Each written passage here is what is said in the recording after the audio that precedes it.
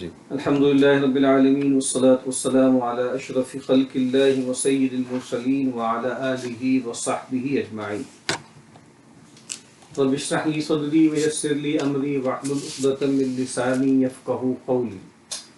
اللهم انفعنا بما علمتنا وعلمنا ما ينفعنا وزدنا علما. آمین یا رب العالمین. سورہ اعراف کا ہم یہاں مطالعہ کر رہے ہیں. اس کے 12ویں رکوع سے آج آغاز کرنا ہے. آیت نمبر 94.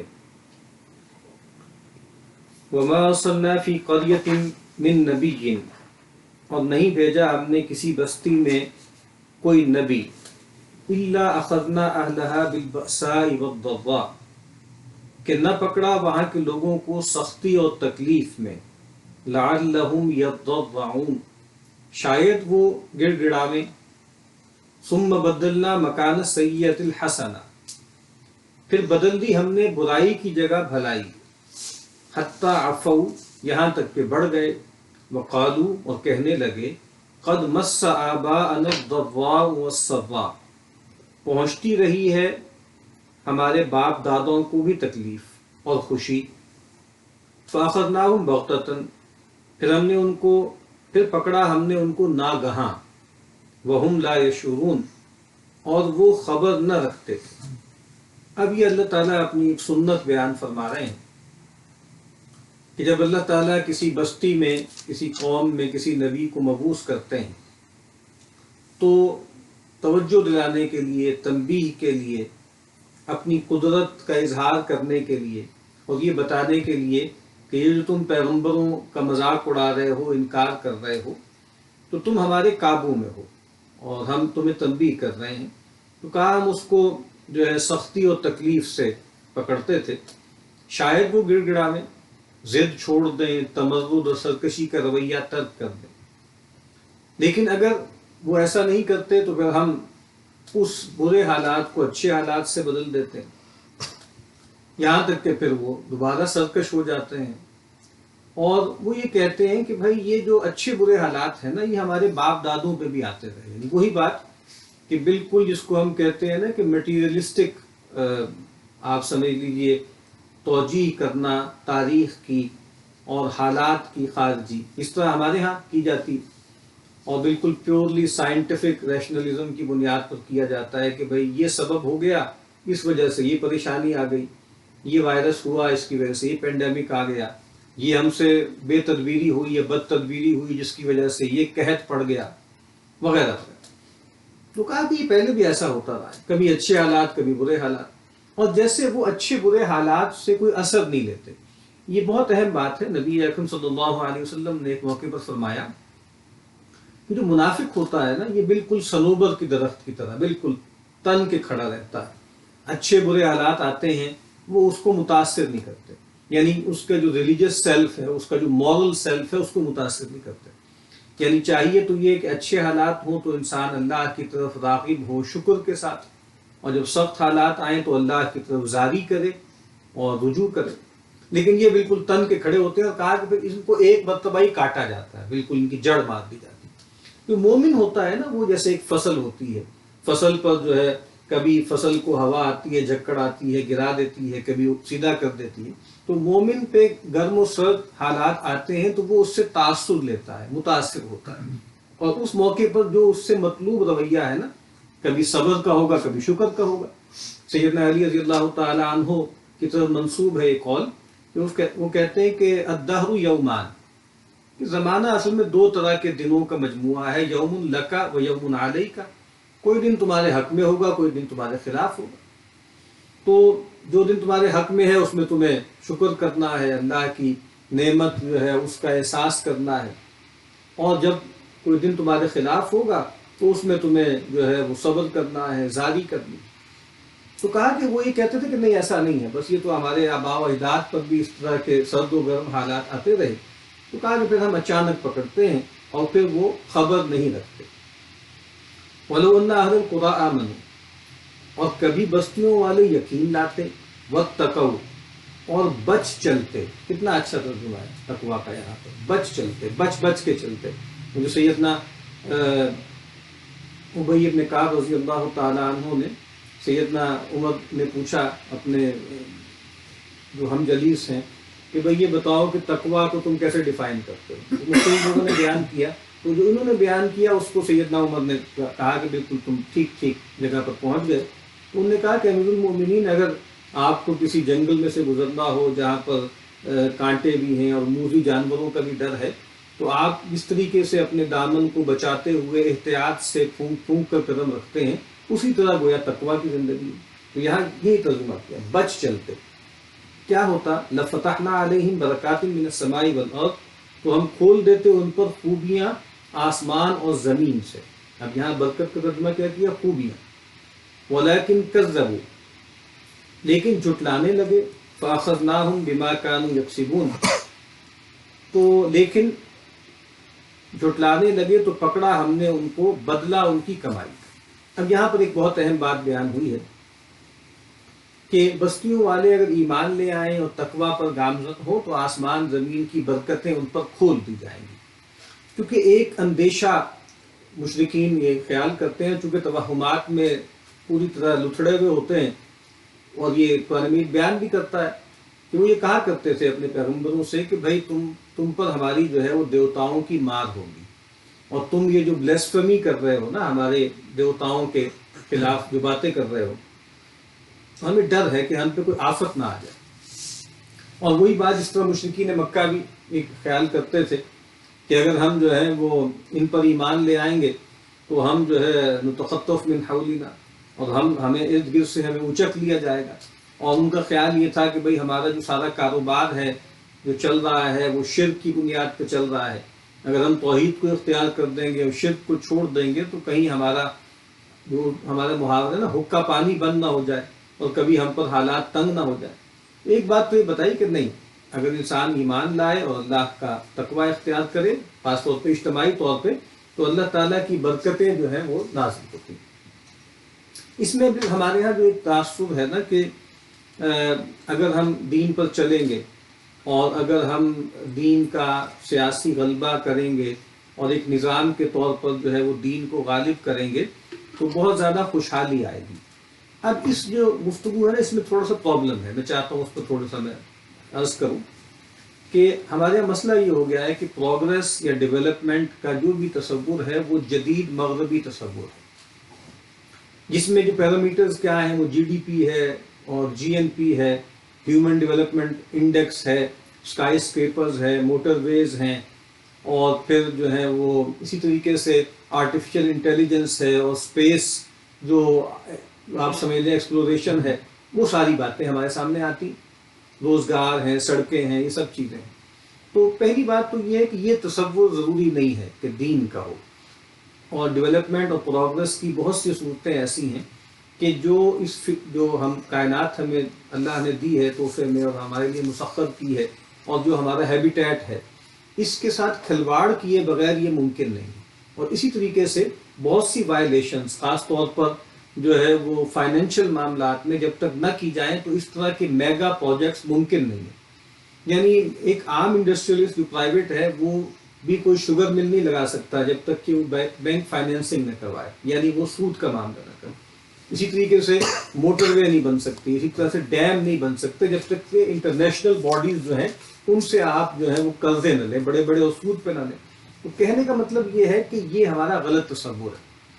اور پرابلم کیا ہے کہ ہم پر بھی چونکہ مذہبی لوگوں پر بھی، دینی لوگوں پر بھی، انقلابیوں پر بھی، سیاسی طور پر جو مذہبی لوگ کام کر رہے ہیں ان کے اوپر بھی اسی ڈسکورس کا غلبہ ہے۔ اسی لیے جب وہ یہ کہتے ہیں کہ دیکھیے کیپٹلزم جو ہے اس نے بھی انسانوں کے مسائل حل نہیں کیے، سوشلزم نے بھی حل نہیں کیے، تو اسلام از دا سلوشن۔ اور اصل میں عجیب سی بات ہے نا، یعنی وہ یہ کہہ رہے ہیں کہ بھئی سوشلزم نے کیا مزے کرائے ہوں گے، کیپٹلزم نے کیا مزے کرائے ہوں گے، تو اسلام کرائے گا۔ تو نہیں، ایسا نہیں ہے۔ اور بالکل سامنے کی بات ہے کہ کسی بھی ملک میں شریعت کی تھوڑی بہت بھی آپ امپلیمنٹیشن کریں گے اجتماعی سطح پر، آپ جو ہے وہ زکوٰۃ کا نظام قائم کر دیں، آپ سود کے خاتمے کی بات کریں، آپ جو ہے وہ کیپٹل پنشمنٹس جو ہیں اور جو شریعت نے متعین کی ہیں وہ کرنا شروع کر دیں، تو آپ پر عرصہ حیات تنگ ہو جائے گا، آپ پہ سینکشنز لگیں گے، ایمبارگو لگے گا، اور یہاں تک کہ بہت سختی آئے گی۔ لیکن اس کے بعد پھر اللہ تعالیٰ آسانی پیدا کریں گے، لیکن وہ آسانی سعادت والی ہوگی، ٹھیک ہے۔ اسی لیے بڑا اچھا جو ہے روح المعانی میں علامہ آلوسی نے لکھا ہے نا کہ یہ جو برکت کا لفظ استعمال ہوا نا، یہ بتا رہا ہے کہ کیا ہوگا، الاشیاء التی تحمد عواقبها، کہ وہ اشیاء کہ جن کے نتائج جو ہیں وہ محمود ہیں، اور کہا کہ وَيُسْعَدْ فِي الدَّارَيْن صاحبها، اور جس کا رکھنے والا دنیا اور آخرت میں سعادت پائے گا۔ یہ سعادت کا لفظ بہت اہم ہے۔ تو اسلام جو ہے وہ سعادت کی زندگی اور سعادت آخرت میں اور دنیا میں سعادت کی بات کرتا ہے، اور سعادت ضروری نہیں ہے کہ مزے کرنے کا نام ہو۔ یعنی سعادت کا یہ مطلب نہیں ہے کہ آپ تعیشات میں پڑے، نہیں، ایک سادہ زندگی ہوگی لیکن پاکیزہ زندگی ہوگی، بنیادی ضرورتیں پوری ہوں گی۔ اور آپ دیکھتے ہیں کہ طالبان نے افغانستان جو ان کا دور تھا، اس میں ان سے بہت سی غلطیاں بھی ہوئیں، بہت تشدد بھی انہوں نے کچھ معاملوں میں برتا، کچھ عصبیت بھی ان کے اندر تھی، وہ کوتاہیاں ہوتی ہیں انسانوں سے، لیکن وہاں پر یہ سعادت نظر آتی تھی کہ جس کو ہم کہتے ہیں غربت تھی، لیکن اس کے باوجود جو ہے کوئی انریسٹ نہیں تھا، کیوں؟ لوگوں کو معلوم تھا کہ سب لوگ ایک ہی سطح پر ہیں، یعنی فلاں وزیر صاحب ہیں وہ سائیکل پہ چلے آ رہے ہیں، فلاں جو ہے منسٹر صاحب ہیں وہ جو ہے وہ پیدل چلے آ رہے ہیں، اور بالکل ایک عام آدمی سے بھی کمتر لائف سٹائل اختیار کیا ہوا ہے، تو اس کو کہتے ہیں سعادت کی زندگی۔ تو اس پر واضح رکھنا چاہیے بات کو۔ اور یہاں پر وہ کہتے ہیں کہ وَلَا يُفْتَحُ ذَلِكَ إِلَّا لِلْمُؤْمِنِ، یہ جو سعادت ہے نا، برکت جس کو کہا گیا، یہ مومن کے علاوہ کسی اور کے لیے نہیں کھولی جاتی۔ اور کہتے ہیں کہ بخلاف نحو المطر والنبات والصحہ والعافیہ، یہاں تک یہ عام باتیں ہیں، بارش کا ہونا اور فصلوں کا اگنا اور صحت اور عافیت، تو کہتے ہیں کہ فَإِنَّهُ يُفْتَحُ لَهُ وَلِلْكَافِرِ أَيْضًا، یہ چیزیں تو کافر اور فاسق سب کے لیے کھول دی جاتی ہیں، اور ان کے لیے کیا ہوتی ہے؟ استدراجاً و مکرن، استدراج اور مکر کے اعتبار سے، ٹھیک ہے۔ تو اس کو سمجھنا چاہیے بات کو کہ یہ مطلب ہے برکات من السماء والارض۔ افامن اہل القریٰ ان یأتیہم باسنا بیاتا وہم نائمون، اب کیا نہ ڈر ہے بستیوں والے کہ پہنچے ان پر آفت ہماری راتوں رات جس کو ہم کہتے ہیں، وہم نائمون، جب سوتے ہو۔ اوامن اہل القریٰ ان یأتیہم باسنا ضحی، یا نہ ڈر ہیں بستیوں والے کہ آ پہنچے ان پر آفت ہماری دن چڑھتے، وہم یلعبون، جب کھیلتے ہوں۔ افامنوا مکر اللہ، کیا نہ ڈر ہوئے اللہ کے داؤ سے؟ فلا یأمن مکر اللہ الا القوم الخاسرون، سو نہ ڈر نہیں اللہ کے داؤ سے مگر جو لوگ خراب ہوں گے، برباد ہوں گے، خسارے میں پڑے۔ تو اللہ تعالیٰ کی جو ایک خفیہ تدبیر ہے نا، وہی بات کہ اللہ تعالیٰ نے اس کائنات میں امہال کا قانون جاری کر رکھا ہے، یہاں معاملات فوری نہیں ہوتے۔ اور قرآن مجید کہتا ہے کہ اگر اللہ تعالیٰ بندوں کو ان کی گناہوں کی پاداش میں فوری پکڑنے لگے تو زمین پر کوئی جیدار بچتا نہ رہے، سب ختم ہو جائے۔ اولم یہد للذین یرثون الارض من بعد اہلھا ان لو نشاء اصبناہم بذنوبہم، اور کیا سوجھ نہیں آئی ان کو جو قائم ہوتے ہیں ملک پر وہاں کے لوگوں کے جانے کے بعد، یعنی پہلے ہم نے پڑھا وہ الذی جعلکم خلائف الارض، پہلے ایک قوم تھی، اس کی جگہ دوسری قوم آئی، تو کہا جو بعد والے آتے ہیں ان کو کچھ سمجھ نہیں آتی، کچھ سوچتا نہیں ہے۔ ان لو نشاء اصبناہم بذنوبہم، کہ ہم چاہیں گے تو ان کو پکڑیں گے ان کے گناہوں پر، یعنی جس طرح نظائر موجود ہیں نا ان کے سامنے ہے، قوم نوح کے ساتھ، ہود کے ساتھ، صالح کے ساتھ، شعیب کے ساتھ کیا ہوا، تو وہ کیوں نچنت ہو رہے ہیں؟ کیا وہ دیکھتے نہیں کہ اللہ تعالیٰ جب چاہتا ہے گناہوں کی پاداش میں پکڑ لیتا ہے؟ سب سے بڑا گناہ جو ہے وہ شرک ہے، اور اس کے بعد پھر کیا ہے کہ رسول آئے، دعوت دی، لیکن انکار کر دیا۔ وَنَطْبَعُ عَلَىٰ قُلُوبِهِمْ، اور ہم مہر کرتے ہیں ان کے دل پر، فَهُمْ لَا يَسْمَعُونَ، سو وہ نہیں سنتے۔ وہی بات، ایک وقت آتا ہے کہ پھر بار بار توجہ دلانے کے باوجود جب لوگ جو ہے وہ التفات نہیں کرتے تو پھر اللہ تعالیٰ توفیق سلب کر لیتے ہیں۔ تِلْكَ الْقُرَىٰ نَقُصُّ عَلَيْكَ مِنْ أَنْبَائِهَا، یہ بستیاں ہیں کہ سناتے ہیں ہم تجھ کو کچھ احوال ان کا، وَلَقَدْ جَاءَتْهُمْ رُسُلُهُمْ بِالْبَيِّنَاتِ، اور ان کے پاس پہنچ چکے ان کے رسول نشانیاں لے کر، فَمَا كَانُوا لِيُؤْمِنُوا بِمَا كَذَّبُوا مِنْ قَبْلُ، پھر ہرگز نہ ہوا کہ یقین لاویں جو بات پہلے جھٹلا چکے۔ كَذَلِكَ يَطْبَعُ اللَّهُ عَلَىٰ قُلُوبِ الْكَافِرِينَ، یوں مہر کرتا ہے اللہ منکروں کے دل پر۔ تو کہا کہ رسول آئے اور رسولوں نے ان تک بات پہنچائی، واضح نشانیاں لے کر آئے، لیکن اس کے باوجود انہوں نے جھٹلا دیا۔ تو کہا کہ ایسا ہی ہوتا ہے کہ اللہ تعالیٰ مہر کر دیتے ہیں ان لوگوں پر جو بالکل لا خیرے ہیں، بے توفیقے ہیں۔ وما وجدنا لأکثرہم من عہد، اور نہ پایا ان کے اکثروں میں ہم نے نباہ۔ کتنا اچھا ترجمہ ہے، نباہ نہیں کیا۔ اللہ سے جو وعدہ کیا تھا، ایک عہد الست تھا، پھر ایک عہد جو ہے رسولوں کے ذریعے ہوتا ہے، میثاق ہوتا ہے بندگی کا، تو کہا کہ نباہ نہیں ہم نے ان میں پایا۔ وَإِن وَجَدْنَا أَكْثَرَهُمْ لَفَاسِقِينَ، اور ان اکثر ان میں پائے بے حکم، یعنی یہ جو وفا ہے نا، وفا عہد کو پورا کرنا۔ سیدنا ابراہیم علیہ السلام کے بارے میں فرمایا وَإِبْرَاهِيمَ الَّذِي وَفَّى، پورا کر دیا جو اللہ نے ان سے چاہا، اس میں کوئی کمی نہیں کی، ڈنڈی نہیں ماری۔ ثم بعثنا من بعدهم موسیٰ بآیاتنا إلی فرعون وملئہ، پھر بھیجا ہم نے ان کے پیچھے موسیٰ کو اپنی نشانیاں دے کر فرعون اور اس کے سرداروں پاس۔ فظلموا بها، پھر زبردستی کی ان کے سامنے۔ فکیف فانظر کیف کان عاقبۃ المفسدین، تو دیکھ آخر کیسا ہوا حال بگاڑنے والوں کا، بگاڑنے والے ہیں، مفسد ہیں۔ وقال موسیٰ، اور کہا موسیٰ نے، یا فرعون، اے فرعون، انی رسول من رب العالمین، میں بھیجا ہوں جہان کے صاحب کا۔ وہی بات، مجھے نہ دیکھو، میری ذات کو نہ دیکھو، یہ بھی نہ دیکھو کہ میں اس قوم سے تعلق رکھتا ہوں جو تمہاری محکوم ہے۔ یہی کہا نا اس نے فرعون نے کہ بھئی ہم ان کی بات مانیں، وقومہما لنا عابدون، جبکہ ان کی جو قوم ہے وہ تو ہماری باج گزار ہے، ہماری غلام ہے، ان میں کا کوئی ایک آدمی اٹھ کے ہمیں بتائے گا کہ ہمیں کیا کرنا ہے۔ تو یہ ہے اصل بات کہ دیکھو اللہ کا معاملہ ہے، اللہ نے مجھے بھیجا ہے۔ حقیق علی اللہ اقول علی اللہ الا الحق، قائم ہوں اس پر کہ نہ کہوں اللہ کی طرف سے مگر جو سچ ہے، یہی لائق ہے مجھے، میں اس کا اہل ہوں کہ میں اللہ کے بارے میں کوئی بات نہ کہوں مگر حق۔ یہ میرے لیے ممکن نہیں ہے کہ اللہ تعالیٰ نے کوئی بات نہ کہی اور میں خود سے گھڑ لوں، اور یہ بات ہم قرآن میں بارہا دیکھتے ہیں کہ اللہ تعالیٰ نے خود یہ بات فرمائی بھی ہے کہ یہ ممکن نہیں ہے کہ ہمارا کوئی فرستادہ جو ہے وہ اللہ کی دعوت دیتے دیتے بیچ میں اپنا عقول لگا لے، بیچ میں اپنی کوئی جو ہے اپنا کوئی ایمبیشن جو ہے وہ اس میں داخل کر دے، اپنا کوئی الٹیریئر موٹیو جو ہے وہ ساری دعوت میں شامل ہو جائے، یہ نہیں ہونے والا۔ اور پڑھیں گے آگے کہ اگر کوئی جو ہے وَلَوْ تَقَوَّلَ عَلَيْنَا بَعْضَ الْأَقَاوِيلِ لَأَخَذْنَا مِنْهُ بِالْيَمِينِ ثُمَّ لَقَطَعْنَا مِنْهُ الْوَتِينَ قَدْ جِئْتُكُمْ بِبَيِّنَةٍ مِّن رَبِّكُمْ، کہ لایا ہوں تم پاس نشانی تمہارے رب کی۔ فَأَرْسِلْ مَعِيَ بَنِي إِسرَائِيلَ، تو رخصت دے میرے ساتھ بنی اسرائیل کو۔ اب سیدنا موسیٰ علیہ السلام، جو ہر نبی کی دعوت ہوتی ہے وہ ان کی بھی تھی، وَمَا أَرْسَلْنَا مِن قَبْلِكَ مِن رَّسُولٍ إِلَّا نُوحِي إِلَيْهِ أَنَّهُ لَا إِلَٰهَ إِلَّا أَنَا فَاعْبُدُونِ۔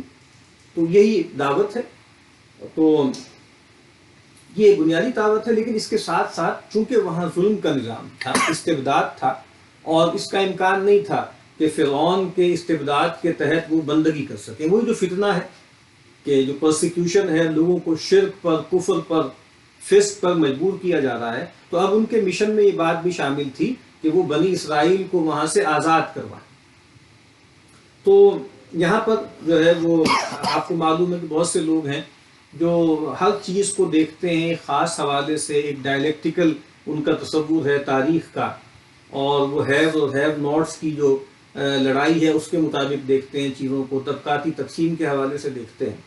تو جس طرح ایک بڑے آدمی تھے جو مارکسسٹ تھے اور بہت مشہور مفکر تھے، سبط حسن صاحب، تو ان کی ایک کتاب ہے، اس کا عنوان یہی ہے، موسیٰ سے مارکس تک، یعنی وہ سیدنا موسیٰ علیہ السلام کی جو ساری جد و جہد ہے نا، اس کو دیکھ رہے ہیں کہ وہ ایک ایمینسیپیشن تھی، فائنینشیل ایمینسیپیشن تھی، اور اس کا ایک معاملہ تھا، یعنی اس کا تعلق بھی وہ گویا کسی ڈیوائن سکیم سے نہیں تھا، اور وہ کوئی بنیادی مسئلہ اللہ کی توحید کا نہیں تھا، بلکہ اصل مسئلہ معاشی تھا۔ تو فَأَرْسِلْ مَعِيَ بَنِي إِسْرَائِيلَ قَالَ إِن كُنتَ جِئْتَ بِآيَةٍ فَأْتِ بِهَا إِن كُنتَ مِنَ الصَّادِقِينَ، تو بولا اگر تو آیا ہے کچھ نشان لے کر تو وہ لا، اگر تو سچا ہے۔ فَأَلْقَىٰ عَصَاهُ، اس کا مطلب دیکھیں یہ ہے کہ یہ بات کہ پیغمبر آتے ہیں نا تو کوئی نشان ان کے ساتھ ہوتا ہے، کوئی سائن ہوتا ہے، تو یہ بات اتنی معروف تھی کہ فرعون بھی جانتا تھا۔ فَأَلْقَىٰ عَصَاهُ فَإِذَا هِيَ ثُعْبَانٌ مُّبِينٌ۔ اور یہ بات آپ کو معلوم ہے نا کہ بنی اسرائیل جو ہیں وہ تو وہاں پر عراق میں اور جہاں شام کا علاقہ، سیدنا ابراہیم کا علاقہ جو ہے وہ عراق تھا، اس کے بعد شام ہوا، تو یہاں کیسے پہنچے ہیں وہ ہمیں معلوم ہے کہ جب سیدنا یوسف علیہ السلام جو ہے وہ یہاں پر لائے گئے اغوا کر کے، اور پھر اللہ تعالیٰ نے ان کو زمین میں تمکن دیا، تو پھر بنی اسرائیل کے لیے اللہ تعالیٰ نے وہاں پر تمکن کی صورت پیدا کر دی۔ لیکن اس کے بعد پھر یہ ہوا کہ ان کے اندر جیسے ہوتا ہے کہ انبیاء کے رخصت ہونے کے بعد پھر زوال آتا ہے، خرابی پیدا ہوتی ہے، تو پھر جو لوکل قبطی لوگ تھے وہ ان پر حاکم بن گئے، مسلط ہو گئے، اور جو فرائضہ تھے وہ انہی میں سے تھے۔ تو یہ صورتحال ہے۔ اب ان کی طرف سیدنا موسیٰ علیہ السلام کو بھیجا گیا۔ فَأَلْقَىٰ عَصَاهُ فَإِذَا هِيَ ثُعْبَانٌ مُّبِينٌ، تب ڈالا اپنا عصا تو اسی وقت وہ ہوا اژدہا سری، یعنی وہ اژدہا بن گیا۔ وَنَزَعَ يَدَهُ فَإِذَا هِيَ بَيْضَاءُ لِلنَّاظِرِينَ، اور نکالا اپنا ہاتھ تو اسی وقت وہ سفید نظر آیا دیکھتوں کو۔ قَالَ الْمَلَأُ مِنْ قَوْمِ فِرْعَوْنَ، بولے سردار فرعون کی قوم کے، إِنَّ هَٰذَا لَسَاحِرٌ عَلِيمٌ، یہ بے شک کوئی پڑھا جادوگر ہے، بڑا سمجھدار، کوئی بہت گرو ہے اور بہت علم اس کا گہرا ہے۔ یرید ان یخرجکم من ارضکم، نکالنا چاہتا ہے تم کو تمہارے ملک سے۔ فماذا تأمرون، اب کیا مشورت دیتے ہو؟ یعنی وہی بات کہ یعنی فرعون اور جو اس کے حواری تھے انہوں نے اس کو وہی تقسیم، یعنی وہ جو طبقاتی تقسیم ہے وہ رنگ دینے کی کوشش کی، اور گویا اپنی قوم کو ابھارا، اس کی عصبیت کو ابھارا کہ دیکھو یہ جو غلام قوم ہے جس کو تم نے دبایا ہوا ہے، یہ سر جو ہے وہ اٹھا رہی ہے، اور جس طرح ہمارے ہاں محاورہ ہوتا ہے نا کہ بی مینڈنی جو ہے، مینڈپی جو ہے اس کو بھی زکام ہوا ہے، اور یہ بھی جو ہے پوزے جو ہے لوگ نکال رہے ہیں۔ تو اب گویا یہ اصل میں چاہتے کیا ہیں؟ یہ چاہتے ہیں ان کے کوئی پولیٹیکل ایمبیشنز ہیں اور کوئی بات نہیں، ویسٹڈ انٹرسٹ ہے ان کا۔ قالوا ارجہ واخاہ، بولے ڈھیل دے اس کو اور اس کے بھائی کو، وارسل فی المدائن حاشرین، اور بھیج پرگنوں میں نقیب، مدائن یعنی مختلف جو علاقے ہیں، یعنی ابھی فی الحال ذرا بس جو ہے اس بات کو دبا لیں، اور اہتمام کرتے ہیں مختلف علاقوں میں جو ہے ہرکارے دوڑاتے ہیں کہ جو بہت ماہر جادوگر ہیں ان کو بلایا جائے، اور چونکہ یہ بھی جادوگر ہی ہیں تو اب جادوگر کا مقابلہ جو ہے جادوگروں سے ہوگا۔ یاتوک بکل ساحر علیم، کے لاویں کچھ پاس جو پڑھا جادوگر۔ وجاء السحرۃ فرعون، اور آئے جادوگر فرعون پاس۔ قالوا ان لنا لاجرا ان كنا نحن الغالبین، ہماری کچھ مزدوری ہے اگر ہم غالب ہوئے۔ اب یہ دیکھیے کہ وہ جادوگر ظاہری بات ہے کہ ایک سفلی علم کے ماہر ہیں، تو ہر لحاظ سے بد کردار، گھٹیا لوگ، پست لوگ، اور جو ہے وہ جو بھی ان کے پاس علم ہے اس کو بدی کے لیے زیادہ تر استعمال کرنے والے لوگ، مفاد پرست، تو آئے ہیں۔ تو اب مائنڈ سیٹ کیا ہے کہ بھئی ہمیں کیا ملے گا، ہمارا اس میں کیا فائدہ ہے؟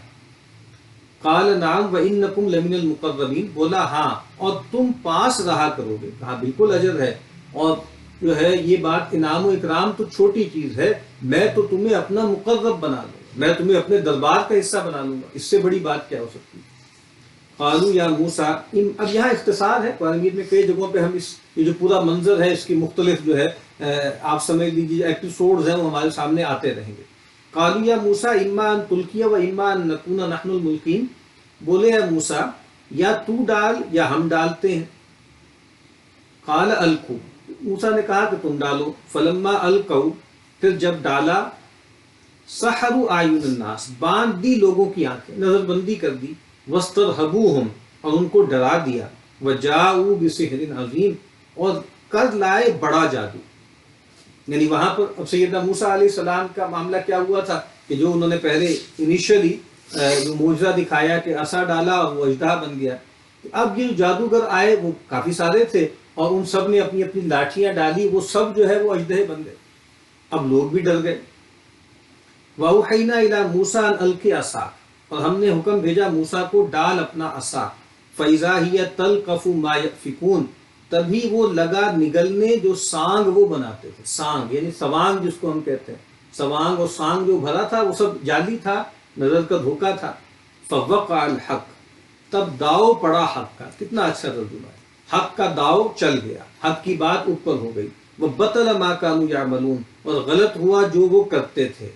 فَغُلِبُوا هُنَالِكَ، تب ہارے اس جگہ، وَانقَلَبُوا صَاغِرِينَ، اور پھرے ذلیل ہو کر۔ وَأُلْقِيَ السَّحَرَةُ سَاجِدِينَ، اور ڈالے گئے ساحر سجدے میں۔ یہاں پہ مجہول کا صیغہ ہے، ایسے جیسے کہ بالکل اللہ تعالیٰ نے ان کو ڈال دیا، لیکن ظاہر ہے اس میں جو ان کی جو ہیومن ایجنسی ہے اس کی نفی نہیں ہے۔ مطلب یہ ہے کہ بس اللہ تعالیٰ نے حق ان پر اتنا واضح کر دیا کہ بالکل بے ساختہ، جیسے ایک ریفلیکس ایکشن ہوتا ہے، وہ سجدے میں گر گئے۔ قالوا آمنا برب العالمین، بولے ہم نے مانا جہان کے صاحب کو، رب موسیٰ و ہارون، جو صاحب موسیٰ اور ہارون کا۔ قال فرعون، اب فرعون نے کا لہجہ بدل گیا، بولا فرعون آمنتم بھی قبل ان آذن لکم، تم نے مان لیا اس کو ابھی میں نے حکم نہیں دیا، میری اجازت کے بغیر مان لیا۔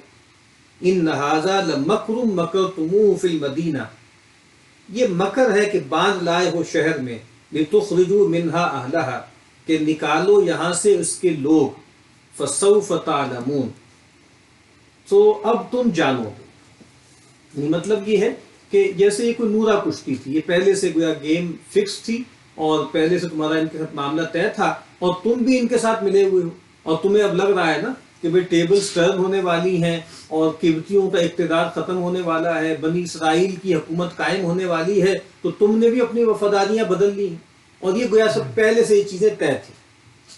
اور کہا لأقطعن أيديكم وأرجلكم من خلاف، میں کاٹوں گا تمہارے ہاتھ اور دوسرے پاؤں، یعنی مراد یہ کہ ہاتھ اور پاؤں کاٹوں گا مخالف سمت سے، دایاں ہاتھ اور بایاں پاؤں، اور یا بایاں ہاتھ اور دایاں پاؤں۔ ثم لأصلبنكم اجمعین، اور اس پر اکتفا نہیں کروں گا، پھر سولی چڑھاؤں گا تم سب کو۔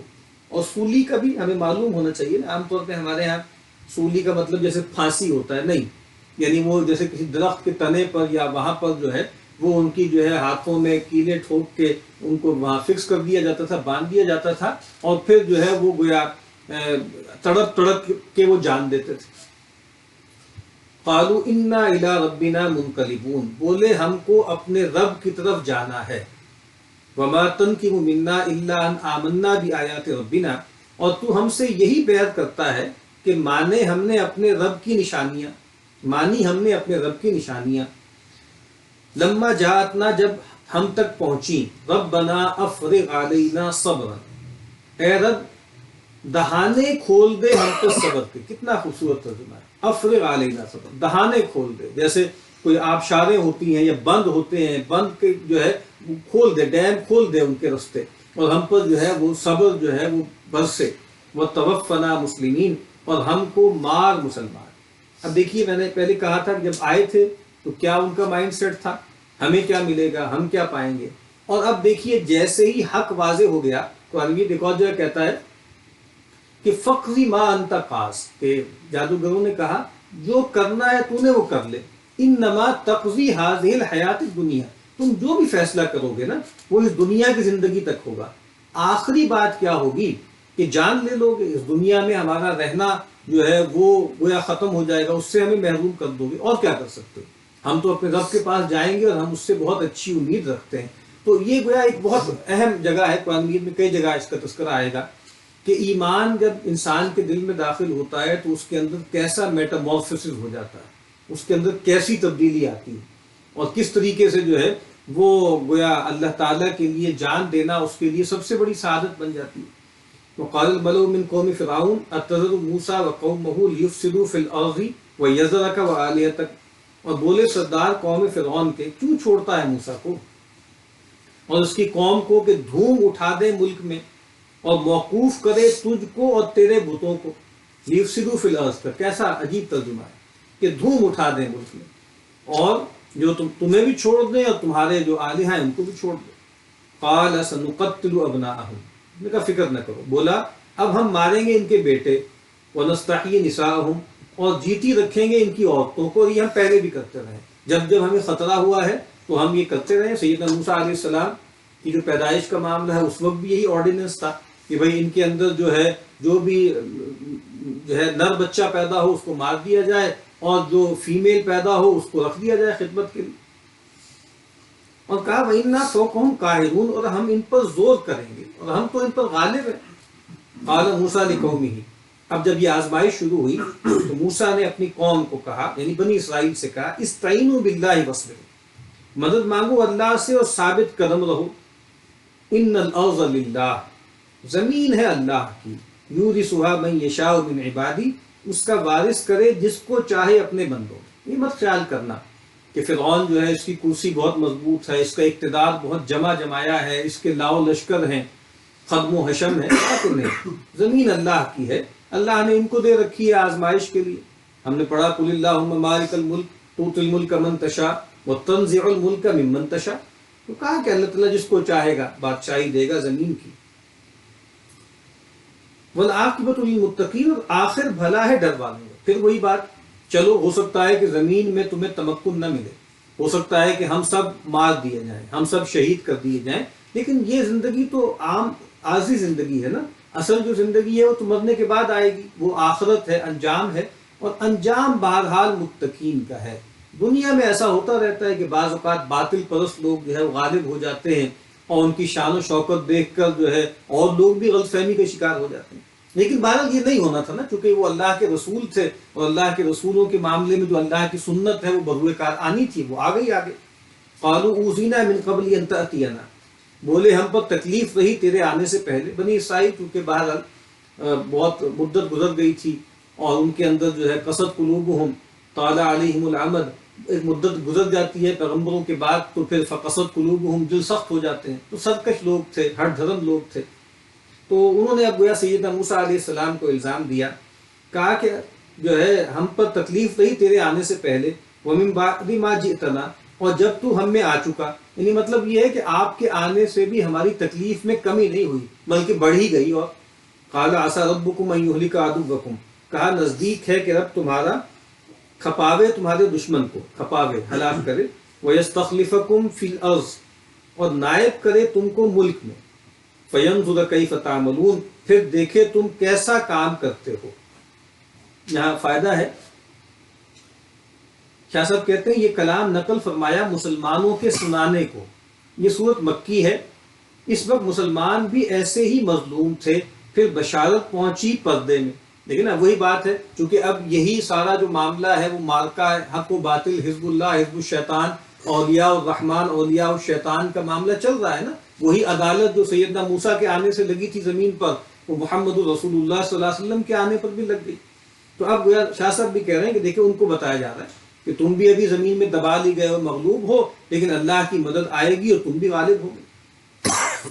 وَلَقَدْ أَخَذْنَا آلَ فِرْعَوْنَ بِالسِّنِينَ، اور ہم نے پکڑا آل فرعون کو، فرعون والوں کو قحطوں میں، وَنَقْصٍ مِّنَ الثَّمَرَاتِ، اور میووں کے نقصان میں، لَعَلَّهُمْ يَذَّكَّرُونَ، شاید وہ دھیان کریں. وہی ابھی ہم نے سنت پڑھی تھی نا کہ جب ہم نبی بھیجتے ہیں تو ہم ان کو پکڑتے ہیں سخت حالات سے. تو ان کے ساتھ بھی ہم نے طرح طرح کی آزمائشیں آئیں، قحط آئے، اور جو ہے مختلف طرح سے ان کی میووں کا نقصان ہوا. شاید کہ جاری کریں، شاید دھیان کریں. فَإِذَا جَاءَتْهُمُ الْحَسَنَةُ قَالُوا لَنَا هَٰذِهِ، پھر جب پہنچی ان کو بھلائی کہنے لگے یہ ہے ہمارے واسطے. وَإِن تُصِبْهُمْ سَيِّئَةٌ، اور اگر پہنچے برائی، يَطَّيَّرُوا بِمُوسَىٰ وَمَن مَّعَهُ، شومئی بتاتے موسیٰ کی اور اس کے ساتھ والوں کی. یعنی وہی معاملہ ہے، اچھے حالات ہیں تو وہ کہتے کہ ہم اس کے احق تھے، ہم اس کے اہل تھے، ہمارے کرتوتی ایسے ہیں، ہمارے اعمالی ایسے ہیں، ہمیں تو نوازنا ہی چاہیے، یا ہم نے تدبیر بہت کی، ہم نے تو اہتمام بہت کیا، ہم نے محنت بہت کی، یہی نتائج نکلنے تھے. اور اگر سختی آتی، تکلیف آتی، اللہ کی طرف سے ابتلا آتی، تو وہ کہتے کہ یہ موسیٰ کی جو ہے وہ آپ سمجھ لیجیے نحوست ہے معاذ اللہ. یہ چونکہ پھر ہمارے معبودوں کو بھلا بھلا کہتا ہے تو اس کی پھٹکار جو ہے وہ ہم پر پڑ رہی ہے موسیٰ کی وجہ سے. الا انما طائرهم عند اللہ، سن لو شومئی ان کی اللہ ہی کے پاس ہے. ولکن اکثرهم لا يعلمون، پر اکثر لوگ نہیں جانتے. یہاں شاہ صاحب کہتے ہیں یعنی شومئی قسمت بد ہے سو اللہ کی تقدیر سے ہے، بھلائی اور برائی کا اثر ہوگا آخرت میں. اس کا جواب یہ نہ فرمایا کہ شومئی ان کے کفر سے تھی، کیونکہ کافر بھی دنیا میں عیش کرتے ہیں. اصل حقیقت تھی سو فرمائی دنیا کے احوال موقوف بر تقدیر ہیں. یعنی مراد یہ ہے کہ اچھے حالات ہیں، برے حالات ہیں، سب اللہ کی طرف سے ہوتے ہیں. اور جو اللہ کے نبی نے فرمایا کہ لا طیرہ، اور کہا کہ لا عدوہ ولا طیرہ، نہ تو کوئی متعدی بیماری ہے، نہ کوئی اس طرح کی بدشگونی ہے اور اس طرح کے معاملات ہیں. وقالوا مہما تأتنا به من آیۃ لتسحرنا بها، کہنے لگے جو تو لاوے گا ہم پاس نشانی کہ ہم کو اس سے جادو کرے، یعنی مراد یہ کہ ہے تو جادوگری، اور ٹھیک ہے ایک تو جادو لے کر آیا، اس سے بڑا کو لے آئے گا، لیکن ہے بہرحال یہ مکر اور کھیل، یہ کوئی اللہ کی طرف سے نشانی نہیں ہے۔ فما نحن لک بمؤمنین، سو ہم تجھے کو نہیں مانیں گے۔ فارسلنا علیہم الطوفان والجراد والقمل والضفادع والدم آیات مفصلات، پھر بھیجا ان پر غرقاب یعنی طوفان جو اس نے ان کو غرق کر دیا، اور ٹڈی اور چچڑی اور مینڈک اور لہو، آیات مفصلات کتنی نشانیاں جدا جدا، یہ سب آزمائشیں ان پر آئیں، تکلیفیں آئیں، وہی تنبیہ کرنے کے لیے، جھنجھوڑنے کے لیے، شاید متوجہ ہو جائیں۔ فاستکبروا وکانوا قوم مجرمین، پھر تکبر کرتے رہے اور تھے وہ لوگ گناہ گار۔ ولما وقع علیہم الرجز، اور جس بار پڑا ان پر عذاب، قالوا بولے، یا موسیٰ اے موسیٰ ادع لنا ربک بما عہد عندک، پکار ہمارے واسطے اپنے رب کو جیسا سکھا رکھا ہے تجھ کو، یعنی وہی بات ہے کہ ویسے سیدنا موسیٰ علیہ السلام کو ان کے ساتھیوں کو برا بھلا کہہ رہے ہیں، پھٹکار کر رہے ہیں، ان پہ جو ہے وہ کہہ رہے ہیں کہ تمہاری جو ہے نحوست سے یہ سب ہو رہا ہے، لیکن جب تکلیف آتی، پریشانی آتی تو کیونکہ دل سے تو جانتے تھے، قرآن کہتے ہیں نا وَجَحَدُوا بِهَا وَاسْتَيْقَنَتْهَا أَنفُسُهُمْ ظُلْمًا وَعُلُوًّا، انکار کیا، تکذیب کی، لیکن جانتے تھے، ان کے دل نے تو یقین کر لیا تھا۔ انکار کیوں کیا؟ ظلم سے اور سرکشی سے۔ تو پھر ان کو پتا تھا کہ بہرحال یہ اللہ والے ہیں، اللہ کے فرستادے ہیں، اور یہ پکاریں گے تو یہ تکلیف ہم سے ٹل جائے گی۔ لئن کشفت عنا الرجز، اگر تو نے اٹھایا ہم سے عذاب، لنؤمنن لک، تو بے شک تجھ کو مانیں گے، وَلَنُرْسِلَنَّ مَعَكَ بنی اسرائیل، اور رخصت کریں گے تیرے ساتھ بنی اسرائیل کو۔ یہ تمہارا مطالبہ ہے نا، ان ارسل معنا بنی اسرائیل، تو ٹھیک ہے ہم یہ کر گزریں گے۔ فلما کشفنا عنہم الرجز الی اجل ہم بالغوہ، پھر جب ہم نے اٹھا لیا ان سے عذاب ایک وعدے تک کہ ان کو پہنچنا تھا، اذا ہم ینکثون، تبھی منکر ہو جاتے۔ وہی بات، جب یا عذاب آتا، سیدنا موسیٰ سے جو ہے کہتے کہ آپ دعا کریں، اور اگر آپ یہ ہٹوا دیں گے نا تو ہم ایمان لے آئیں گے اور آپ کے ساتھ جانے دیں گے، لیکن جیسے ہی وہ تکلیف ہٹ جاتی پھر سرکشی کرتے، پھر انکار کرتے۔ فانتقمنا منہم، پھر ہم نے بدلہ لیا ان سے، فاغرقناہم فی الیم، پھر ڈبو دیا گہرے پانی میں۔ اب وہ ان کا انجام بتا دیا، یہاں پہ جیسے فاسٹ فارورڈ کر دیا ہے، قرآن میں اور کئی جگہوں پہ آگے تفصیل ہے اس کی درمیانی حصے کی بھی۔ بِأَنَّهُمْ كَذَّبُوا بِآيَاتِنَا وَكَانُوا عَنْهَا غَافِلِينَ، اس پر کہ جھٹلائی ہماری آیتیں اور کر رہے ہیں ان سے تغافل۔ اب وہی بات، ہم نے جو غرق کیا ان کو سمندر میں، تو وہ بھی کوئی کلیمٹی نہیں تھی، نیچرل کلیمٹی ایسے نہیں تھا، ہم نے ان کو غرق کیا۔ اور کیوں غرق کیا؟ اس وجہ سے کہ وہ تمدن میں پیچھے رہ گئے، کیا وہ اپنے زمانے کی ٹیکنالوجی میں پچھڑ گئے تھے؟ نہیں، کچھ بھی نہیں تھا، گناہوں کی وجہ سے، اور ہماری آیتوں کو جھٹلایا تھا اور ان سے غفلت برتی۔ وَأَوْرَثْنَا الْقَوْمَ الَّذِينَ كَانُوا يُسْتَضْعَفُونَ مَشَارِقَ الْأَرْضِ وَمَغَارِبَهَا الَّتِي بَارَكْنَا فِيهَا، اور وارث کیے ہم نے جو لوگ کمزور ہو رہے تھے، وہ جو مستضعفین تھے بنی اسرائیل جن کو دبا لیا گیا تھا، مشارق الارض و مغاربها التي بارکنا فیها، اس زمین کے مشرق اور مغرب کے جس میں برکت رکھی تھی، خاص طور پہ ارض فلسطین کا تذکرہ ہے۔ وتمت کلمت ربک الحسنی علی بنی اسرائیل، اور پورا ہوا نیکی کا وعدہ تیرے رب کا بنی اسرائیل پر، بما صبروا، اس پر کہ وہ ٹھہرے رہے، استقامت کی وجہ سے ہوا ہے۔ وہی بات کہ اللہ کا کوئی وعدہ کسی قوم سے غیر مشروط نہیں ہے، اللہ کے کوئی چہیتے نہیں ہیں، ٹھیک ہے، جو اللہ کے عہد پہ پورا اترتے ہیں اللہ ان کو نوازتا ہے، اور جب اللہ کے عہد کو توڑتے ہیں تو اللہ سزا دیتا ہے۔ وَدَمَّرْنَا مَا كَانَ يَصْنَعُ فِرْعَوْنُ وَقَوْمُهُ وَمَا كَانُوا يَعْرِشُونَ، اور خراب کیا ہم نے جو بنایا تھا فرعون اور اس کی قوم نے، اور ان کو جو چڑھاتے تھے چھتریوں پر۔ وَجَاوَزْنَا بِبَنِي إِسرَائِيلَ الْبَحْرَ، اور پار اتارا ہم نے بنی اسرائیل کو دریا سے۔ فَأَتَوْا عَلَىٰ قَوْمٍ، تو وہ پہنچے ایک لوگوں پر، یعکفون علی اصنام لہم، کہ پوجنے میں لگ رہے تھے اپنے بتوں پر، کچھ بت تھے ان کی طرف دھیان گیان لگائے بیٹھے تھے، وقوف اعتکاف کیے بیٹھے تھے۔ قالوا یا موسیٰ، اب وہ ایک سرکش قوم ہو چکی تھی، اور وہی جیسے وہ مشرکین کے اندر رہتے تھے ان کے اثرات ان پر آ گئے تھے، جس طرح ہمارے بر صغیر میں ہوا ہے کہ ہندوؤں کے درمیان رہنے کی وجہ سے مسلمانوں کے اندر بھی بہت سے حلقے ایسے ہیں جن کے اندر توحید راسخ نہیں ہو سکی، اور جو ہے ان کے ہاں بہت سے توہمات اور شرکیہ تصورات جو ہیں ان کے اندر آ گئے، تو ان کے ہاں بھی معاملہ وہی ہوا۔ اور جیسے انسانوں کی یہ کمزوری ہے نا کہ خوگرے پیکرے محسوس تھی انسان کی نظر، مانتا کوئی اندیکھے خدا کو کیوں کر. تو انہوں نے بھی کہا کہ ہمارے لیے بھی تو جو ہے اسی طریقے سے اجعل لنا الہا کما لہم آلہہ، اے موسیٰ بنا دے ہم کو بھی ایک بت جیسے ان کے بت ہیں. قال انکم قوم تجہلون، کہا تم لوگ جہل کرتے ہو. اس کا فائدہ پڑھ لیں. جاہل آدمی نرے بے صورت کو عبادت کر کر تسکین نہیں پاتا جب تک کہ سامنے ایک صورت نہ ہو. وہ قوم دیکھی کہ گائے کی صورت پوچھتے تھے، ان کو بھی یہ ہوس آئی، پھر آخر سونے کا بچڑا بنایا اور پوجا. یعنی ٹھہرے نہیں پھر بھی. یہاں تو انہوں نے ان کو جھڑک دیا، ڈانٹ دیا، کہا کہ تم بالکل جاہل لوگ ہو، اجڑ ہو، گوار ہو، جذباتی ہو، نا سمجھ ہو. یہ بات جو ہے نا کہ جہالت ہے. صورتوں کی طرف لپکنا اور صورتوں میں مگن ہو جانا یہ اصل میں جہالت کی نشانی. اور حکمت کیا ہے کہ انسان صورت سے گزر کر حقیقت تک پہنچے اور کثرت سے گزر کر وحدت تک پہنچے. ان ہؤلاء متبر ما فیہ وباطل ما کانوا یعملون، یہ لوگ جو ہے نا تباہ ہونا ہے جس کام میں لگے ہیں اور غلط ہے جو کر رہے ہیں. یعنی انہوں نے تباہ ہونا ہی ہے، یہ مشرک ہیں، یہ دنیا میں بھی برباد ہوں گے آخرت میں بھی. تو کیا تم بھی برباد ہونا چاہتے ہو؟ اللہ نے تم پہ فضل کیا، اللہ نے تمہیں جو ہے وہ فرعون اور آل فرعون کے استبداد سے نجات دلائی، تمہارے دشمن کو تمہاری آنکھوں کے سامنے غرق کیا، اور اب تم نمک حرامی کرنا چاہتے ہو اور شرک کو شعار بنانا چاہتے ہو. قال غیر اللہ ابغیکم الہا، کہا کیا اللہ کے سوا لادوں تم کو کوئی معبود؟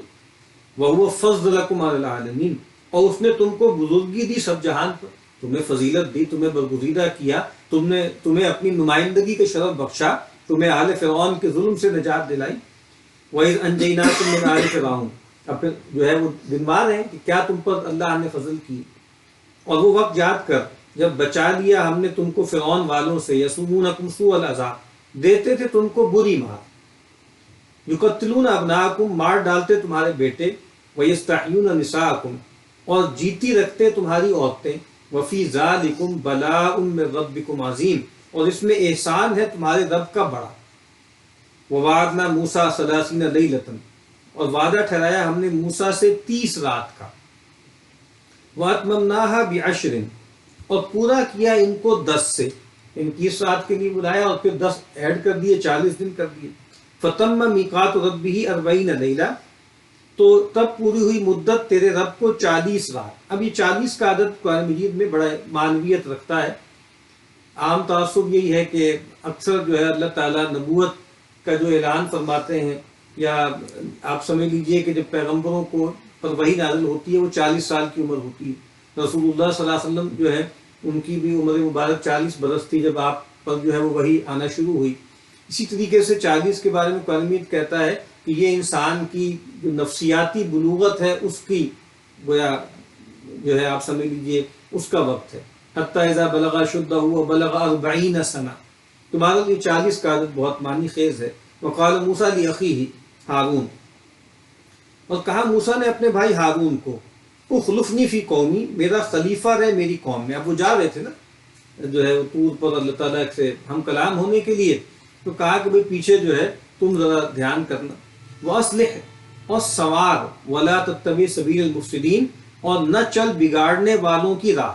یعنی ظاہری بات ہے بنی اسرائیل جیسے امت مسلمہ موجودہ تھی یا اللہ کے نبی صلی اللہ علیہ وسلم کے ساتھی تھے نا، تو ان میں بھی جو ہے آپ کو معلوم ہے ایک حصہ منافقین کا پیدا ہو گیا، خاص طور پہ مدینہ میں. تو اب جو بنی اسرائیل تھی اس میں کچھ لوگ تو سچے ایمان لے کر آئے اور کچھ لوگ جو ہے وہ جھوٹ موٹ کو لائے ایمان. ان میں ایک سامری بھی تھا، اور کچھ جو تھے بہرحال اس طرح کوئی جعلی لوگ تو نہیں تھے لیکن بہرحال ایمان راسخ نہیں تھا. تو کہا کہ یہ جو مفسد ہے نا، یہ جو منافق ہیں اور پھر جو ان کے پیروں ہیں، ان سے ذرا بچ کے رہنا، یہ تمہیں اپنے ڈھب پہ نہ لے آئیں. ولما جاء موسیٰ لمیقاتنا، اور جب پہنچا موسیٰ ہمارے وقت پر، جو وقت ہم نے مقرر کیا تھا. وکلمہ ربہ، اور کلام کیا اس سے اس کے رب نے. قال رب ارنی انظر الیک، بولا اے رب تو مجھ کو دکھا کہ میں تجھ کو دیکھوں. یعنی اب وہاں پر من ورائے حجاب جب گفتگو ہو رہی ہے تو جیسے ایک اشتیاق پیدا ہوا، شوق پیدا ہوا، اور یہ گویا بالکل فطری چیز ہے کہ ہر بندے مومن کے اندر اپنے رب جو اس کا محبوب حقیقی ہے اس کو دیکھنے کی جیسے ایک طلب ہونی چاہیے، حرص ہونی چاہیے. اور وہ حدیث جبریل میں اللہ کے نبی نے فرما دی کہ احسان کیا ہے کہ ان تعبد اللہ کأنک تراہ فإن لم تکن تراہ فإنہ یراک. اور نبی اکرم صلی اللہ علیہ وسلم کی ایک بہت طویل دعا ہے، اس میں یہ الفاظ آتے ہیں کہ اسألک لذۃ النظر الی وجہک والشوق الی لقائک، کہ اللہ میں تجھ سے سوال کرتا ہوں تیرے چہرہ انور کو دیکھنے کی جو لذت ہے اس کا سوال کرتا ہوں، اور تجھ سے ملاقات کا شوق میں چاہتا ہوں کہ میرے اندر زندہ رہے. حافظ ابن قیم علیہ رحمہ نے یہ دعا نقل کی اپنی کتاب الفوائد میں، اور پھر بہت اچھی بات کہی، فرمایا کہ اللہ کے نبی صلی اللہ علیہ وسلم نے دنیا اور آخرت کی جو سب سے اونچی سب سے بڑھیا چیزیں تھیں وہ مانگ لی. یعنی دنیا میں انسان کے لیے سب سے بڑی چیز کیا ہے؟ اللہ سے ملاقات کے شوق میں جیے. اور آخرت میں سب سے بڑی نعمت کیا ہے؟ کہ اللہ تعالیٰ کے رخ انور کو دیکھنے کی لذت اسے ملے. تو یہ بھی ایک فطری بات تھی. تو کہا کہ اے رب تو مجھے اپنا آپ دکھا، میں تجھے دیکھنا چاہتا ہوں. قال لن ترانی، کہا تو مجھ کو ہرگز نہ دیکھے گا. یعنی اس دنیا میں رہتے ہوئے بچشم سر اللہ کو نہیں دیکھا جا سکتا. یعنی اللہ کو دیکھا جا سکتا ہے لیکن وہ آخرت میں ہوگا، اور وہاں پر جو ہے وہ اللہ تعالیٰ انسانوں کو کوئی صلاحیت دے دیں گے، اور پھر انسان کی اوقات کے مطابق اللہ تعالیٰ جو ہے وہ رؤیت کروائیں گے. اور یہ جو معاملہ ہے نا کہ دنیا میں رہتے ہوئے اللہ تعالیٰ کی رؤیت نہیں ہو سکتی، یہ وائلیٹ نہیں ہوا. یعنی وہ صحابہ جن کا یہ خیال ہے کہ معراج میں اللہ تعالیٰ کی رؤیت ہوئی تھی نبی اکرم صلی اللہ علیہ وسلم کو، تو اور کچھ صحابہ کا خیال ہے کہ نہیں ہوئی تھی، تو لیکن وہاں پر بھی آپ دیکھیے نا، وہاں پر بھی یہ ضابطہ نہیں ٹوٹا. وہ ایک دوسرا ڈومین تھا نا، وہ جو ہے آپ سمجھ لیجیے کہ سدرۃ المنتہا پر اور 7 آسمانوں سے ورے جو ہے وہاں پر یہ معاملہ ہوا. تو کہا کہ تم نہیں دیکھ سکتے، بس اس پہاڑ کی طرف دیکھو. فَإِنِ اسْتَقَرَّ مَكَانَهُ، سو وہ ٹھہرا اپنی جگہ. فَسَوْفَ تَرَانِي، تو آگے تو دیکھے گا مجھ کو. اگر یہ سہار لے میری تجلی کو تو تم بھی شاید دیکھ پاؤ. فَلَمَّا تَجَلَّى رَبُّهُ لِلْجَبَلِ جَعَلَهُ دَكَّا، پھر جب نمو ہوا رب اس کا پہاڑ کی طرف، یعنی نمو ہوا، نمودار ہوا، یعنی رب نے تجلی فرمائی پہاڑ کی طرف. جَعَلَهُ دَكَّا وَخَرَّ مُوسَىٰ صَعِقًا، اس کو ڈھا کر برابر کر دیا اور گر پڑا موسیٰ بے ہوش. فَلَمَّا أَفَاقَ، پھر جب چونکا یعنی جب ان کو افاقہ ہوا، ہوش میں آئے. قَالَ سُبْحَانَكَ، تو بولا تیری ذات پاک ہے. تُبْتُ إِلَيْكَ، میں نے توبہ کی تیرے پاس. وَأَنَا أَوَّلُ الْمُؤْمِنِينَ، اور میں سب سے پہلے یقین لایا. یعنی ان پر یہ بات واضح ہو گئی کہ تیری رؤیت جو ہے اس دنیا میں رہتے ہوئے ممکن نہیں ہے، اور تو اس سے پاک ہے، ماورا ہے کہ تجھے کوئی دیکھ سکے. قال یا موسیٰ، فرمایا اے موسیٰ، انی اصطفیتک علی الناس برسالاتی و بکلامی، میں نے تجھ کو امتیاز دیا لوگوں سے اپنے پیغام بھیجنے کا اور کلام کرنے کا. فخذ ما آتیتک، سو لے جو میں نے تجھ کو دیا. یعنی اب وہاں پر وہ 10 کمانڈمنٹس یا تورات جو ہے وہ دی گئی. وَكُن مِّنَ الشَّاكِرِينَ، اور شاکر رہ. وَكَتَبْنَا لَهُ فِي الْأَلْوَاحِ مِن كُلِّ شَيْءٍ، اور لکھ دی ہم نے اس کو تختوں پر ہر چیز میں سے. موعظۃً، سمجھوتی. وَتَفْصِيلًا، اور بیان. لِكُلِّ شَيْءٍ، ہر چیز کا. فَخُذْهَا بِقُوَّةٍ، سو پکڑ ان کو زور سے. وَأْمُرْ قَوْمَكَ يَأْخُذُوا بِأَحْسَنِهَا، اور کہہ اپنی قوم کو کہ پکڑے رہیں اس کی بہتر باتیں. سَأُرِيكُمْ دَارَ الْفَاسِقِينَ، اب میں تم کو دکھاؤں گا گھر بے حکم لوگوں کا. اب یہاں پر وہاں پر ان کو جیسے احکام دیے گئے اور شریعت دی گئی. دیکھیے اس سے یہ بات بھی واضح ہوتی ہے، ہمارے یہاں جو انکار سنت کا رویہ ہے، جو اصل میں انکار رسالت ہے، اس میں بھی یہ کہا جاتا ہے نا کہ بھئی قرآن میں دکھایا جائے یہ حکم، یا قرآن کو ہم بائنڈنگ سمجھتے ہیں، قرآن کو حجت سمجھتے ہیں. تو دیکھیے اصل بات کیا ہے کہ حجت جو ہوتا ہے وہ پیغمبر ہوتا ہے. اب یہاں دیکھیے سیدنا موسیٰ علیہ السلام کو رسول بنایا، اللہ نے ان کی طرف وحی بھیجی. ابھی کوئی تفصیلی شریعت نہیں اس طرح سے آئی ہے، کوئی احکامات نہیں آئے ہیں، لیکن بنی اسرائیل ان پر ایمان لائی اور ان کے ساتھ اللہ نے ان کو نجات دی، ان کے ساتھ چل کے آ گئی. اور اب جہاں پر گویا تفصیلی احکامات جو ہیں وہ دیے جا رہے ہیں. تو اس سے پہلے کیا تھے؟ رسول حجت تھے، وہی خفی کے ذریعے اللہ ان کی رہنمائی کر رہے ہیں اور وہ قوم کو بتا رہے ہیں اور قوم ان کی پیروی کر رہی ہے. سأصرف عن آیاتی الذین یتکبرون فی الارض بغیر الحق، میں پھیر دوں گا اپنی آیتوں سے ان کو جو بڑائی ڈھونڈتے ہیں ملک میں ناحق، وَإِن يَرَوْا كُلَّ آیَةٍ لَا يُؤْمِنُوا بِهَا، اور اگر دیکھیں ساری نشانیاں یقین نہ کریں ان کو، وَإِن يَرَوْا سَبِيلَ الرُّشْدِ لَا يَتَّخِذُوهُ سَبِيلًا، اور اگر دیکھیں راہ سوار کی وہ نہ ٹھہراویں، وَإِن يَرَوْا سَبِيلَ الْغَيِّ يَتَّخِذُوهُ سَبِيلًا، اور اگر دیکھیں راہ الٹی اس کو ٹھہراویں، ذَلِكَ بِأَنَّهُمْ كَذَّبُوا بِآيَاتِنَا، یہ اس واسطے کہ انہوں نے جھوٹ جانی ہماری آیتیں، وَكَانُوا عَنْهَا غَافِلِينَ، اور ہو رہے ہیں ان سے بے خبر۔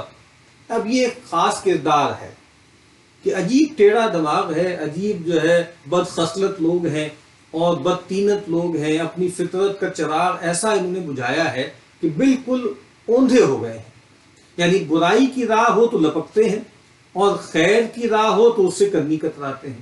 اور کہا کہ یہ انجام ان کا کیوں ہوا؟ کہا اس وجہ سے ہوا کہ انہوں نے ہماری آیات کو جھٹلایا۔ پھر وہی بات بار بار کہ یہ جو خیر ان سے ختم ہو گیا ہے، یہ جو بالکل جو ہے ان کا حادثہ اخلاقی بالکل مرجھا گیا ہے، مردہ ہو گیا ہے ان کا ضمیر، تو کہا ان کے اپنی بدعمالیوں کی وجہ سے ہے، اور کہا کہ پھر یہ جو ہے وہ ہماری آیات سے غافل ہیں۔ والذین کذبوا بآیاتنا، اور جنہوں نے جھوٹ جانی ہماری آیات، ولقاء الآخرہ، اور آخرت کی ملاقات، حبطت اعمالہم، ضائع ہوئی ان کی محنتیں، هل یجزون الا ما كانوا یعملون، وہی بدلہ پاویں گے جو کچھ عمل کرتے تھے۔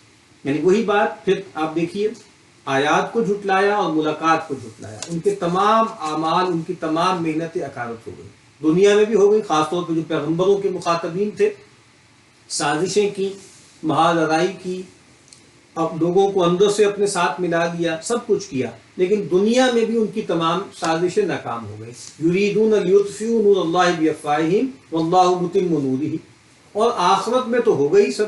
قرآن مجید کہتا ہے نا کہ وقدمنا الی ما عملوا من عمل فجعلناہ ھباء منثورا، کہ جو انہوں نے اعمال کیے ہوں گے دکھاوے کے، جو انہوں نے جو ہے وہ ڈنڈوت کی ہوگی، اور جو تپسیائیں کی ہوں گی، اور جو شرکیہ اعمال کیے ہوں گے، اور جو انہوں نے ریاضتیں کی ہوں گی، وہ سب ضائع ہو جائیں گے، ہم ان کی طرف بڑھیں گے اور سب اس کو اڑا کے رکھ دیں گے۔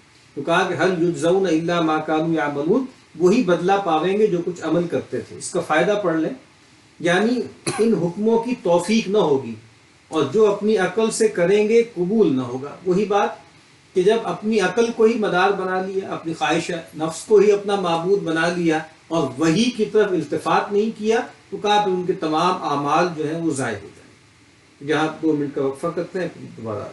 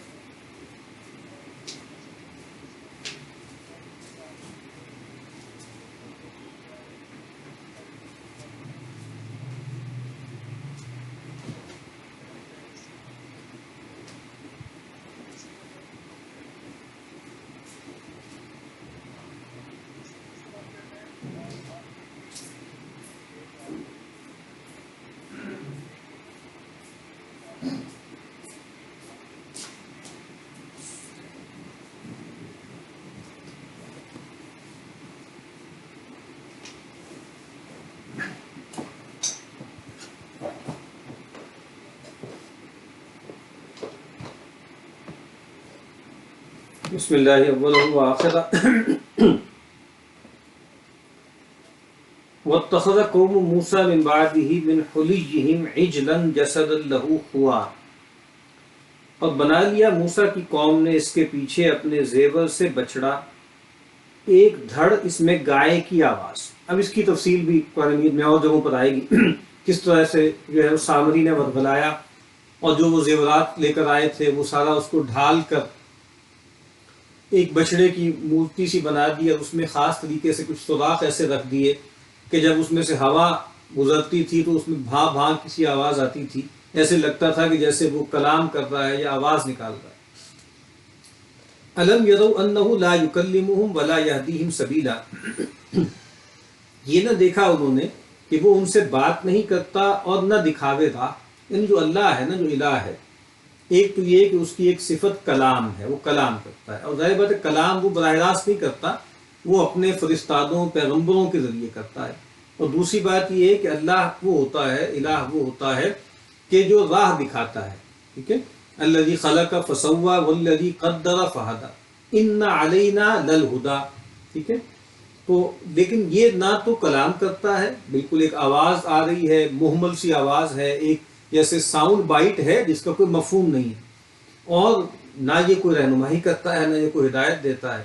اتخذوہ وکانوا ظالمین، اس کو ٹھہرا لیا اور وہ تھے بے انصاف، اور ظالم سے مراد مشرک بھی ہے۔ ولما سقط فی ایدیہم، اور جب پچھتائے، سقط فی ایدیہم یعنی اس کا ہمارے ہاں جو عام طور پہ آپ سمجھ لیجئے کہ بامحاورہ ترجمہ ہوگا نا، کہ جب ان کے ہاتھوں کے طوطے اڑ گئے، تو شاہ صاحب نے گویا اس کا جو آپ سمجھ لیجئے مراد تھی وہ بیان کر دی۔ اور جب پچھتائے، وَرَأَوْا أَنَّهُمْ قَدْ ضَلُّوا، سمجھے کہ ہم بہتے، قَالُوا لَئِن لَّمْ يَرْحَمْنَا رَبُّنَا، کہنے لگے اگر نہ رحم کرے ہم کو رب ہمارا، وَيَغْفِرْ لَنَا، اور نہ بخشے، لَنَكُونَنَّ مِنَ الْخَاسِرِينَ، تو بے شک ہم خراب ہوں گے۔ اب یعنی کچھ لوگ، ایک بڑی تعداد شرک کرنے لگی، کچھ لوگ بچ گئے، اور جب ان پر یہ بات واضح ہو گئی، خاص طور پہ سیدنا موسیٰ علیہ السلام، یعنی اسی دوران جو ہے ان کو احساس ہوا اپنی غلطی کا، تو پھر انہوں نے کہا کہ ہم گمراہ ہو گئے، وَلَئِن لَّمْ يَرْحَمْنَا رَبُّنَا وَيَغْفِرْ لَنَا لَنَكُونَنَّ مِنَ الْخَاسِرِينَ وَلَمَّا رَجَعَ مُوسَىٰ إِلَىٰ قَوْمِهِ غَضْبَانَ أَسِفًا، اور جب پھر آیا موسیٰ اپنی قوم میں غصے بھرا اور افسوس، غصے اور افسوس سے بھرے آئے، یعنی جب وہ وہاں پہنچے تو جلدی چلے گئے تھے، تو اللہ تعالیٰ نے کہا کہ بھئی کس چیز میں تمہیں جلدی یہاں پر تم آ گئے ہو؟ تو سیدنا موسیٰ نے کہا کہ اجلت الیک ربی لترضیٰ، اے رب میں تیرے شوق میں تجھے راضی کرنے کے لیے جلدی جلدی آ گیا۔ تو کہا کہ پھر پیچھے جو ہے تمہاری قوم کو جو ہے وہ گمراہ کر دیا ہے سامری نے۔ تو پھر وہ گئے اور اسی وقت وہیں پر وہ معاملہ ہوا کہ ان کو وہ جو ہے الواح دی گئیں جس میں احکامات تھے۔ تو وہ اب آئے واپس غصے میں بھرے ہوئے، قال بئس ما خلفتمونی من بعدی، بولا کیا بری جگہ رکھی تم نے میرے بعد، یعنی صحیح اپنے بھائی ہارون کو جیسے پہلے زجر کی، اور عاجل تم امر ربکم، کیوں جلدی کی اپنے رب کے حکم سے، یعنی قوم سے بھی کہا، سیدنا جو ہے وہ ہارون سے بھی کہا، کیوں جلدی کی اپنے رب کے حکم سے، وَأَلْقَى الْأَلْوَاحَ، اور ڈال دی وہ تختیاں، وَأَخَذَ بِرَأْسِ أَخِيهِ يَجُرُّهُ إِلَيْهِ، اور پکڑا سر اپنے بھائی کا، لگا کھینچنے اپنی طرف۔ اب یہاں پر بھی جو کہا کہ غضبناک ہوئے اور بہت تعصف میں آئے، اس سے یہ بات بھی واضح ہو جاتی ہے کہ آپ دیکھیے کہ اللہ تعالیٰ کے لیے غیرت، اللہ کے لیے غضبناک ہونا، یہ پورا دین کا ایک شعبہ ہے، اور یہ ممکن نہیں ہے کہ انسان اللہ کے ساتھ لویل ہو، اللہ کا مخلص ہو، اللہ کا ولی ہو، اور بس وہ جو ہے وہ میٹھی میٹھی باتیں ہی کرے، اور وہ بس سب سے یعنی ہمارے یہاں ہے نا آج کل سب کا بھلا، سب کی خیر، سب سے اچھی بات، سب سے میٹھی بات، کسی کو غلط نہیں کہنا، خاص طرح کا ایک پلورلزم، خاص طرح کا انکلوسیوزم، ایک خاص طرح کا جعلی ٹالرنس، ایسا کچھ بھی نہیں ہے۔ نبی اکرم صلی اللہ علیہ وسلم کے بارے میں آپ دیکھیے کہ آپ غضبناک ہوتے تھے جب اللہ تعالیٰ کی حرمت جو ہے وہ پامال ہوتی تھی۔ تو جو اللہ کے اولیاء ہوتے ہیں، انبیاء ہوتے ہیں، فرق کیا ہوتا ہے ان میں اور عام آدمیوں میں؟ کہ عام لوگ اپنے لیے، اپنے جو حقوق ہیں ان کی کوتاہی پر غضبناک ہوتے ہیں، غصے میں آتے ہیں۔ اللہ کے نبی کے بارے میں فرمایا سیدہ عائشہ نے کہ من تقم لنفسہ، کبھی اپنی ذات کے لیے انتقام نہیں لیا، ہاں جب اللہ تعالیٰ کی حرمت پامال ہوتی تھی تو اللہ کے لیے آپ انتقام لیتے تھے۔ یہاں پر بھی سیدنا موسیٰ علیہ السلام ہے، وہ غضب میں آئے، اللہ کی غیرت ان کے اندر پیدا ہوئی، اور انہوں نے گویا سختی کی اپنی قوم کے ساتھ۔ قال ابن امہ، وہ بولا یعنی ہارون بولا، اے میری ماں کے جنے، اے میری ماں جائے، ان القوم استضعفونی، لوگوں نے مجھے بودا سمجھا، مجھے دبا لیا، وَقَادُوا يَقْتُلُونَنِي، اور نزدیک تھے کہ مجھ کو مار ڈالیں، فلا تشمت بی الاعداء، سو مت ہنسا مجھ پر دشمنوں کو، ولا تجعلنی مع القوم الظالمین، اور نہ ملا مجھ کو گناہ گار لوگوں میں۔ دوسری جگہ پر انہوں نے یہ بھی عذر پیش کیا کہ مجھے یہ ڈر تھا کہ آپ یہ کہیں گے کہ ان تقول فرقت بین بنی اسرائیل، فرقت بنی اسرائیل، کہ آپ یہ کہیں گے کہ تم نے بنی اسرائیل میں تفریق پیدا کر دی، تو وہاں تو خانہ جنگی ہونے لگی تھی، آدھے لوگ ادھر آدھے لوگ ادھر، تو میں نے مصلحت سے معاملہ کیا اور میں نے سختی نہیں کی، کہیں ایسا نہ ہو کہ یہ تو لڑ کے ہی مر جائیں گے، ختم ہو جائیں گے، تو چلیں آپ آ جائیں گے تو لوگ توبہ کر لیں گے، اللہ کی طرف سزا ہوگی، لیکن بچ تو جائیں گے۔ تو کہا کہ اب یہ جو دشمن ہے نا اور جو دوسرا گروہ ہے، ان کو موقع نہ دے مجھ پر ہنسنے کا۔ تو یہ جو ہے نا کہ جس کو کہا گیا ہے نا کہ شماتت آدھا، یہ انسان ناپسند کرتا ہے، انسان یہ نہیں چاہتا کہ کوئی ایسا معاملہ ہو کہ اس کے دشمنوں کو اس پر تالی پیٹنے کا، ہنسنے کا موقع ملے، اور اللہ کے نبی بھی اس سے پناہ مانگا کرتے تھے، ٹھیک ہے، سوء القضاء و شماتت الاعداء، کہ اللہ میں تجھ سے جو ہے سوال کرتا ہوں یا پناہ مانگتا ہوں اس سے کہ میرے ساتھ کوئی ایسا معاملہ ہو کہ میرے دشمن جو ہے وہ تالی پیٹیں، ہنسیں۔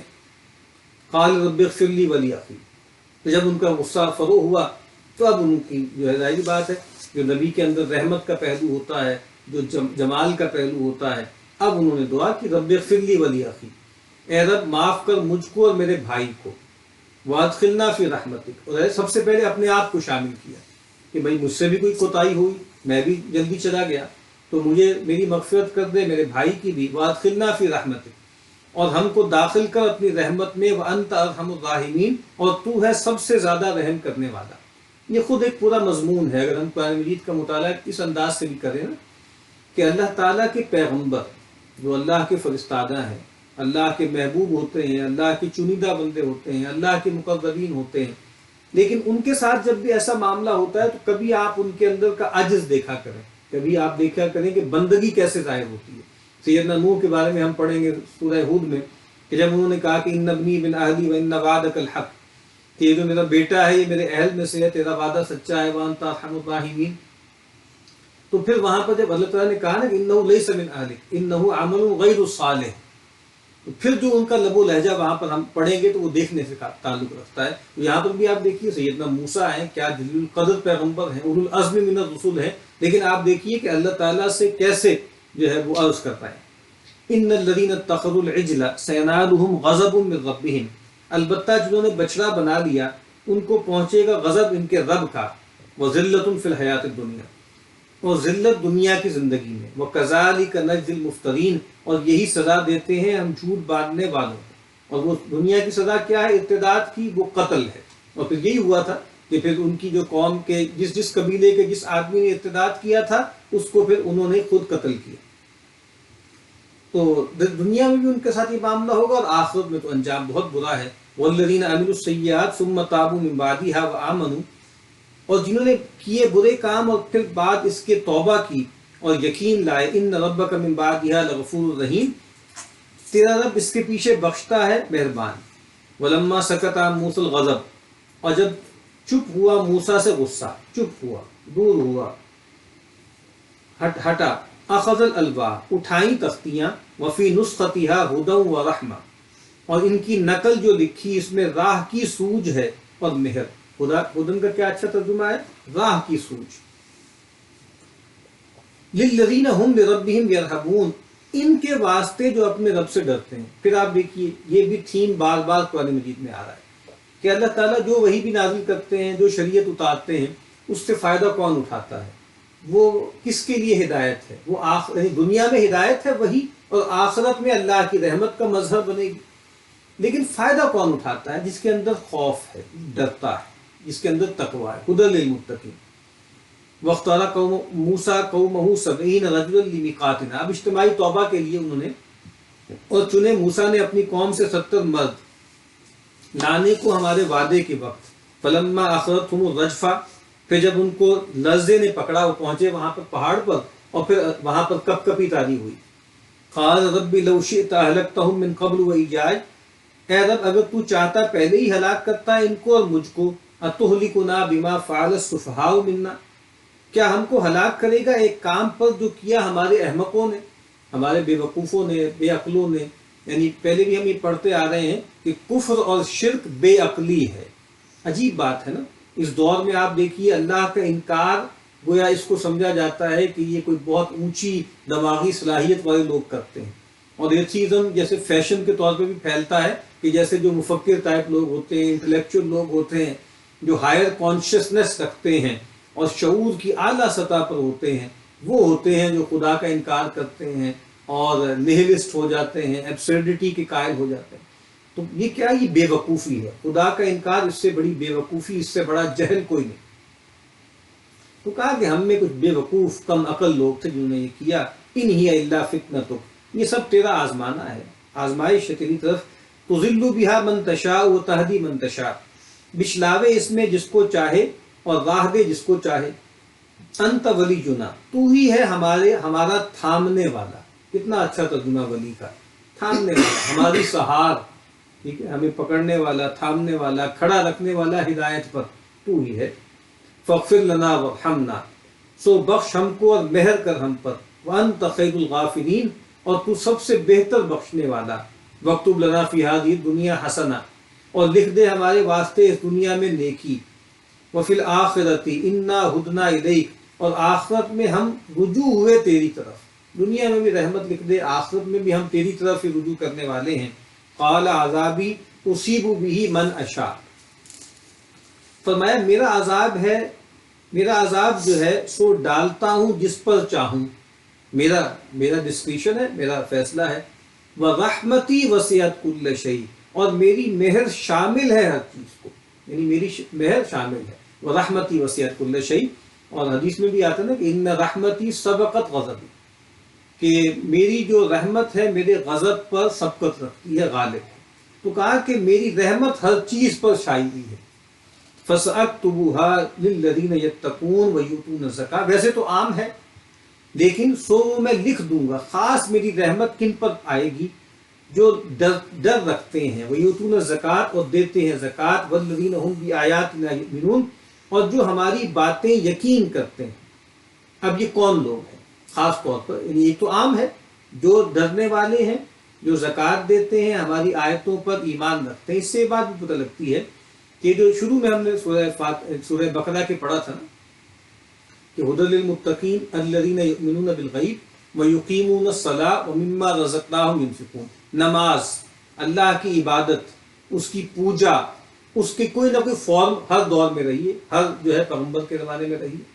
اور پھر اللہ کے لیے مال خرچ کرنا، اللہ کو خوش کرنے کے لیے غریبوں مسکینوں پر اور اللہ کی راہ میں، یہ بھی ہمیشہ سے رہا ہے. تو کہا کہ جو زکوٰۃ دیں گے اور جو ہماری آیتوں پر ایمان رکھیں. اور پھر خاص طور پر میری رحمت کن کو ملے گی؟ الذین یتبعون الرسول النبی، وہ جو تابع ہوتے ہیں اس رسول کے جو نبی ہے امی. نبی امی ہے، یعنی ایک ایسی قوم میں ہے کہ جس کے ہاں کتاب و شریعت کی روایت نہیں ہے. الذی یجدونہ مکتوبا عندہم فی التوراۃ والانجیل، جس کو پاتے ہیں لکھا ہوا اپنے پاس توریت اور انجیل میں. اب دیکھیے یہاں نبی اکرم صلی اللہ علیہ وسلم کے زمانے کے جو آپ کے مخاطبین اہل کتاب ہیں ان کو سنایا جا رہا ہے کہ تم کہتے ہو موسیٰ ہمارے بڑے اور ہم موسیٰ کو مانتے ہیں اور ان کے ساتھ لائل ہیں. دیکھو سیدنا موسیٰ کی زندگی میں یہ ایک اہم ایپیسوڈ ہوا اور اللہ تعالیٰ سے مکالمہ ہوا اور اللہ تعالیٰ نے کیا فرمایا. وہ اب تمہارے لیے گویا تم پہ حجت تمام ہو گئی ہے. تمہارے لیے اللہ کی رحمت پانے کا اب ذریعہ کیا ہے؟ اس نبی امی کی اتباع. ٹھیک ہے، تم پر بہت رحم ہوا، فضلتکم علی العالمین، لیکن اب تم مرحوم بننا چاہتے ہو نا. اب کوئی صورت نہیں ہے سوائے اس کے کہ تم اس پیغمبر پر ایمان لاؤ. عسیٰ ربکم ان یرحمکم وَإِنْ عُدْتُمْ عُدْنَا، اگر پھر انکار کرو گے تو پھر ہم دوبارہ تمہیں جو ہے وہ عذاب دیں گے. تو اور کہا کہ وہ پائیں گے نا، ان کے پاس اس وقت بھی جو اسکرپچر ہوگا انحراف کے باوجود، تحریف کے باوجود، اس میں واضح نشانیاں ہوں گی جو ہے اس نبی امی کی. اب وہ پیغمبر کیا کرے گا؟ یأمرہم بالمعروف وینہاہم عن المنکر، وہ بتاتا ہے ان کو نیک کام اور منع کرتا ہے برے کام سے. ویحل لہم الطیبات، اور حلال کرتا ہے ان کے واسطے سب پاک چیزوں کو. ویحرم علیہم الخبائث، اور حرام کرتا ہے ان پر ناپاک. ویضع عنہم اصرہم، اور اتارتا ہے ان سے بوجھ ان کے، والاغلال التی کانت علیہم، اور پھانسیاں جو ان پر تھیں، پھانسیاں یعنی گلے میں جو طوق تھے جو ان پہ ڈالے ہوئے تھے۔ اب کہا کہ یہ پیغمبر کیا کرے گا کہ ان کو ہر اچھی بات کی تلقین کرے گا، ہر برے کام سے روکے گا، ہر پاکیزہ چیز حلال کرے گا، ہر ناپاک ہر خبیث چیز ان سے جو ہے ان کو حرام ٹھہرائے گا، اور جو ان کے پاؤں میں بیڑیاں پڑ گئی تھی بدعتوں کی، رسومات کی، گلے میں جو طوق پڑ گئے تھے جو ہے، اور ایک عجیب طرح کے ان کے جو احبار و رہبان ہیں انہوں نے پوری ایک شریعت تصنیف کر کے ان کے گلے میں ڈال دی تھی، وہ سب ہٹا دیں۔ اب کیا ہے، یعنی بتا رہے ہیں کہ وہ پیغمبر تمہارے لیے خیر ہی خیر ہے، جو بھلائی ہے اس کی تلقین کرے گا، جو برائی ہے اس سے روکے گا، حلال چیز طیب چیزوں کو حلال کرے گا، ناپاک چیزوں کو حرام کرے گا، اور تمہارے اسر و اغلال دور کرے گا۔ اس کا تقاضا تو پھر یہ ہے کہ لپک کر قبول کرو، آگے بڑھو، شکریہ کے ساتھ جو ہے ان کو ان کے جو ہے دعوت کو قبول کرو۔ تو کہا فالذین آمنوا بہ، بس سو جو اس پر یقین لائے، وعزروہ اور اس کی رفاقت کی، ونصروہ اور مدد کی، واتبعوا النور الذی انزل معہ اور تابع ہوئے اس نور کے جو اس کے ساتھ اترا ہے، اولئک هم المفلحون وہی پہنچے مراد پر۔ اب بتایا جا رہا ہے کہ اہل کتاب ہر دور کے اور پیغمبر کے زمانے کے بھی یہ خیال کرتے تھے کہ ہم بخشے بخشائے ہیں، ہم پڑھتے آ رہے ہیں کہ نحن ابناء اللہ واحباہ لن تمسنا النار الا ایاما معدودہ، الدار الآخرۃ خالصۃ لک من دون المؤمنین، اگر جو آخرت کا گھر ہے خاص تمہارے لیے ہے باقی من دون الناس لوگوں کو چھوڑ کر، تو یہ ان کے تصورات تھے۔ تو کہا کہ اب فلاح جو ہے وہ گویا منحصر ہے اس پر کہ تم نبی امی کے ساتھ کیا رویہ اختیار کرتے ہو۔ اب تمہیں ان پر ایمان لانا ہے، توقیر و تعظیم کرنی ہے ان کی، اور ان کی مدد و نصرت کرنی ہے، اور یہ جو قرآن جو نور ان کے ساتھ نازل ہوا ہے اس کی پیروی کرنی ہے۔ اب نجات اسی میں ہے۔ محترم ڈاکٹر اسحاق احمد صاحب علیہ رحمہ ان کی یہ گفتگو جو ہے اسی آیت پر ہے، اور جو پھر بعد میں چھپی بھی ہے کہ نبی اکرم صلی اللہ علیہ وسلم سے ہمارے تعلق کی بنیادیں۔ تو یہاں پر خاص طور پہ آپ دیکھیے وہ یہود کے کانٹیکسٹ میں یہ بات بتائی گئی ہے، اور اب عام ہے ہمارے لیے بھی یہی ہے۔ اگر ہم فلاح پانا چاہتے ہیں اور نبی اکرم صلی اللہ علیہ وسلم سے اپنے تعلق میں سچے ہونا چاہتے ہیں تو ہمیں ان سے ان بنیادوں پہ تعلق قائم کرنا ہے، ان پر ایمان رکھنا ہے، ان کی توقیر و تعظیم کرنی ہے، ان کو جو دین لے کر آئے ہیں اس کی مدد و نصرت کرنی ہے، اور جو قرآن جو ان کی لیگیسی ہے، جو ان کا ترکہ ہے، اس کی پیروی کرنی ہے۔ قل یا ایھا الناس، تو کہہ لوگو، انی رسول اللہ علیکم جمیعا، میں رسول ہوں اللہ کا تم سب کی طرف، الذی لہ ملک السماوات والارض، کس کی طرف سے ہوں؟ جس کی حکومت ہے آسمان اور زمین میں، لا الہ الا ہو، کسی کی بندگی نہیں سوائے اس کے، یحیی و یمیت، جلاتا ہے اور مارتا ہے، فآمنوا باللہ ورسولہ النبی الامی، سو مانو اللہ کو اور اس کے بھیجے نبی امی کو، الذی یؤمن باللہ وکلماتہ، جو یقین کرتا ہے اللہ پر اور اس کے سب کلام پر۔ دیکھیں سب کلام پر، یعنی جو پیغمبر ہیں وہ تورات پر بھی ایمان رکھتے ہیں، انجیل پر بھی، زبور پر بھی، بلکہ ان کتابوں پر ایمان کی دعوت دیتے ہیں۔ قرآن مجید کا آغاز بھی یہیں سے ہوتا ہے، الذین یؤمنون بما انزل الیک وما انزل من قبلک واتبعوہ لعلکم تہتدون، تو ایمان لاؤ اس نبی اللہ پر، اس رسول پر، اور ان کی پیروی کرو، لعلکم تہتدون، شاید تم راہ پاؤ۔ وہی بات ایمان اور التزام، ایمان بھی کافی نہیں ہے، خالی التزام، پیروی کرو، جس کو قرآن مجید کہتا ہے ایمان اور عمل صالح۔ اور عمل صالح کا کیا مطلب؟ اب اس آیت سے بھی یہ بات واضح ہو گئی، عمل صالح کا صرف ایک مطلب ہے، اور وہ کیا ہے؟ اتباع رسول۔ یعنی اگر آپ رسول اللہ صلی اللہ علیہ وسلم کی پیروی نہیں کر رہے، ان کی سنت پر نہیں چل رہے، تو آپ عمل صالح نہیں کر رہے۔ وَمِن قوم موسیٰ، اور یہاں سے دیکھیں پھر وہی تصور جو ہم بار بار کہہ رہے ہیں کہ گویا جی ایمان کافی ہے، ایمان باللہ، ایمان بالآخرہ، اور جو ہے ایمان رسول اللہ پر ایمان لانا کافی نہیں ہے۔ اور عمل صالح کا مطلب کیا؟ اچھے کام کرنا، دان پن کے کام کرنا، انسانوں کی خدمت کرنا، اللہ کی بندگی اپنے مذہب کے مطابق کرنا، قطعاً نہیں۔ اب ایمان عمل صالح کا مطلب ہے رسول اللہ کی پیروی۔ وَمِن قوم موسیٰ امۃ، اور موسیٰ کی قوم میں ایک فرقہ ہے یہدون بالحق و بہ یعدلون، راہ بتاتے ہیں حق کی اور اسی پر انصاف کرتے ہیں. وہی بات بار بار لیسوا سواء. سیدنا موسیٰ کی قوم میں لوگ ہیں ایسے. وقطعناہم اثنتی عشرۃ اسباطا امما، اور بانٹ کر ان کو ہم نے کیا کئی فرقے. تو کہا 12 دادوں کے پوتے، اسباطا امما 12 دادوں کے پوتے ہم نے کر دیے. واوحینا الی موسیٰ، اور حکم بھیجا ہم نے موسیٰ کو اذ استسقاہ قومہ، جب پانی مانگا اس سے اس کی قوم نے، یعنی جب وہ صحرا میں تھے اس دوران کی بات ہے. ان اضرب بعصاک الحجر. اب یہ کیا ہے، آپ دیکھتے ہیں تقدیم و تاخیر ہوتی رہتی ہے، قرآن مجید کا انداز ہے. کوئی ایک ایونٹ ہے جو پہلے ہوا وہ بعد میں بتایا جا رہا ہے، جو بعد میں ہوا وہ پہلے بتایا جا رہا ہے. ان اضرب بعصاک الحجر، کہ مار اپنی لاٹھی سے اس پتھر کو. فم بجست منہ اثنتا عشرۃ عینا، تو پھوٹ نکلے اس سے 12 چشمے. قد علم کل اناس مشربہم، پہچان لیا ہر ایک لوگوں نے اپنا گھاٹ. وظللنا علیہم الغمام، اور سایہ کیا ہم نے ان پر ابر کا. وانزلنا علیہم المن والسلویٰ، اور اتارا ان پر من و سلویٰ. یہ سورہ بقرہ میں ہم پڑھتے آ رہے ہیں. کلوا من طیبات ما رزقناکم، کھاؤ ستھری چیزیں جو ہم نے روزی دی تم کو. وما ظلمونا، اور ہمارا کچھ نہ بگاڑا. ولیکن کانوا انفسہم یظلمون، لیکن اپنا برا کرتے رہے. وَإِذْ قِيلَ لَهُمْ اسْكُنُوا هَٰذِهِ الْقَرْيَةَ، اور جب حکم ہوا ان کو کہ بسو اس شہر میں. وَكُلُوا مِنْهَا حَيْثُ شِئْتُمْ، اور کھاؤ اس میں جہاں سے چاہو. وَقُولُوا حِطَّةٌ، اور کہو گناہ اترے. وَادْخُلُوا الْبَابَ سُجَّدًا، اور پیٹھو دروازے میں سجدہ کرتے، پیٹھو داخل ہو.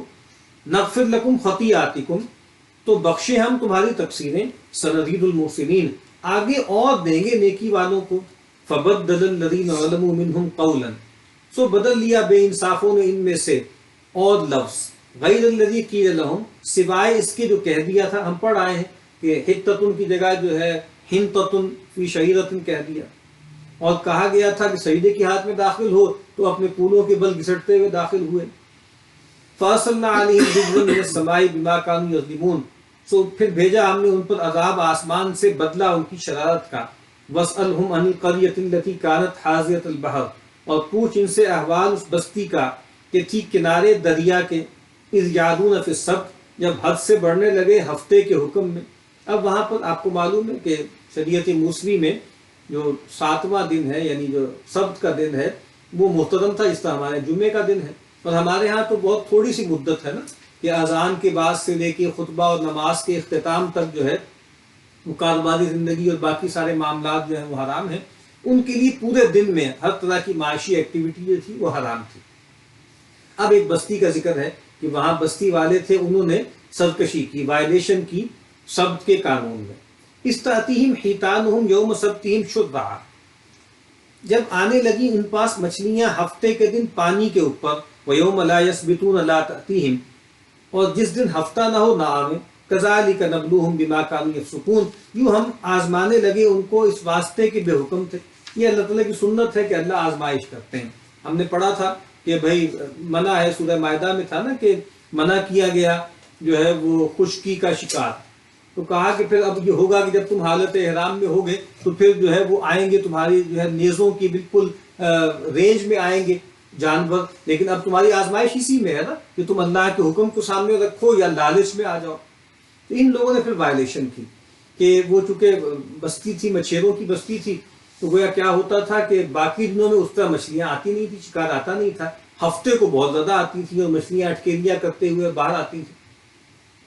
تو پھر انہوں نے جو ہے وہ وائلیشن کی. وائلیشن کیا کی کہ بھئی ہفتے کے دن جا کے مچھلیاں پکڑتے نہیں تھی، ہودیاں سی بنا دیتے تھے اور جو ہے وہاں پر پانی آ جاتا تھا اور مچھلیاں ساتھ آ جاتی تھی، اور پھر اگلے دن ان کو وہاں سے پکڑ لیتے تھے، شکار کر لیتے. تو ہیلا کیا، یعنی وہ جس کو تلاعب بالدین کہتے ہیں نا، کہ دین سے کھیلنے کا رویہ جو یہود کا تھا. تو کہا کہ وَإِذْ قَالَتْ أُمَّةٌ مِّنْهُمْ، اور جب بولا ایک فرقہ ان میں، لِمَ تَعِظُونَ قَوْمًا، کیوں نصیحت کرتے ہو ایک لوگوں کو. اللہ مہلکہم، اللہ چاہتا ہے ان کو ہلاک کرے. او معذبہم عذابا شدیدا، یا ان کو عذاب کرے سخت. قالوا معذرۃ الی ربکم، بولے الزام اتارنے کو تمہارے رب کے آگے. معذرۃ الی ربکم ولعلہم یتقون، اور شاید وہ ڈرے.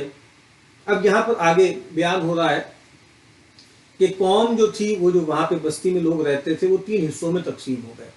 کچھ لوگ ہیں جو وائلیشن کر رہے ہیں، کچھ لوگ ہیں جو روک رہے ہیں، اور ایک تیسرا گروہ ہے جو وائلیشن تو نہیں کر رہا لیکن وہ انڈیفرنٹ ہے یا سائلنٹ ہے، وہ روک نہیں رہا، اور وہ روکنے والوں سے کہتا ہے کہ بھائی لگتا ہے کہ یہ لوگ تو ان کے دلوں پر مہر ہو چکی ہے اور یہ سرکش لوگ ہیں، اللہ ان کو عذاب دے گا، تم کیوں اپنے آپ کو ہلکان کر رہے ہو، کیوں اپنا وقت ضائع کر رہے ہو، کیوں اپنے لفظ جو ہے ان پر ضائع کر رہے ہو؟ تو کہا کہ نہیں، ہم تو یہ کر رہے ہیں تاکہ اپنے رب کے ہاں عذر معذرت کر سکیں، اور پھر دوسری بات یہ ہے کہ تمہیں کیا پتا، تم کیسے کہہ رہے ہو کہ لا خیریں ہیں، تم کیسے کہتے ہو کہ مہر ہو گئی ہے، ہو سکتا ہے رجوع کر لیں، لوٹ آئیں۔ فلما نسوا ما ذکروا به، پھر جب بھول گئے جو ان کو سمجھایا تھا، انجینا الذین ینہون عن السوء، بچا لیا ہم نے جو منع کرتے تھے برے کام سے، واخذنا الذین ظلموا، اور پکڑا گناہ گاروں کو برے عذاب میں، ظلموا بعذاب بئیس بما كانوا یفسقون، برے عذاب میں بدلہ ان کی بے حکمی کا۔ اب یہاں پر جو ہے یہ بات کہ اس سے یہاں پتہ لگتا ہے کہ ہم نے نجات کس کو دی؟ جو برائی سے روکتے تھے، اور جو درمیان کا گروہ تھا نا، جو انڈیفرنٹ رہا اور جس نے روکا نہیں لیکن وائلیشن بھی نہیں کی، اس کے بارے میں خاموشی ہے۔ تو ایک رائے تو یہ ہے جو سیدنا عبداللہ بن عباس کے بارے میں ایک روایت نقل ہوئی ہے تفسیروں میں، کہ وہ گویا ان کو خلجان تھا، ان کو لگتا تھا کہ بھئی اس سے تو لگتا ہے کہ نجات صرف تیسرے گروہ کو ملی ہے، اس سے وہ پریشان بھی ہو گئے۔ اس کا مطلب یہ ہے کہ اگر ہم امر بالمعروف یا نہی عن المنکر نہیں کریں گے تو پھر ہمارا انجام بھی گویا جو ہے فاسقوں کے ساتھ ہوگا۔ تو پھر ان کے شاگرد اکرمہ نے ان کو کہا کہ نہیں، دیکھیں یہاں پہ اللہ تعالیٰ نے سکوت اختیار کیا ہے تیسرے گروہ کے بارے میں، تو وہ سکوت گویا اللہ کی رحمت کی طرف اشارہ کرتا ہے، تو ہمیں بھی پھر ان پر کوئی ججمنٹ جو ہے پاس نہیں کرنی چاہیے۔ امید کرتے ہیں کہ اللہ تعالیٰ آخرت میں بھی ان کے ساتھ رحمت کا معاملہ کریں گے۔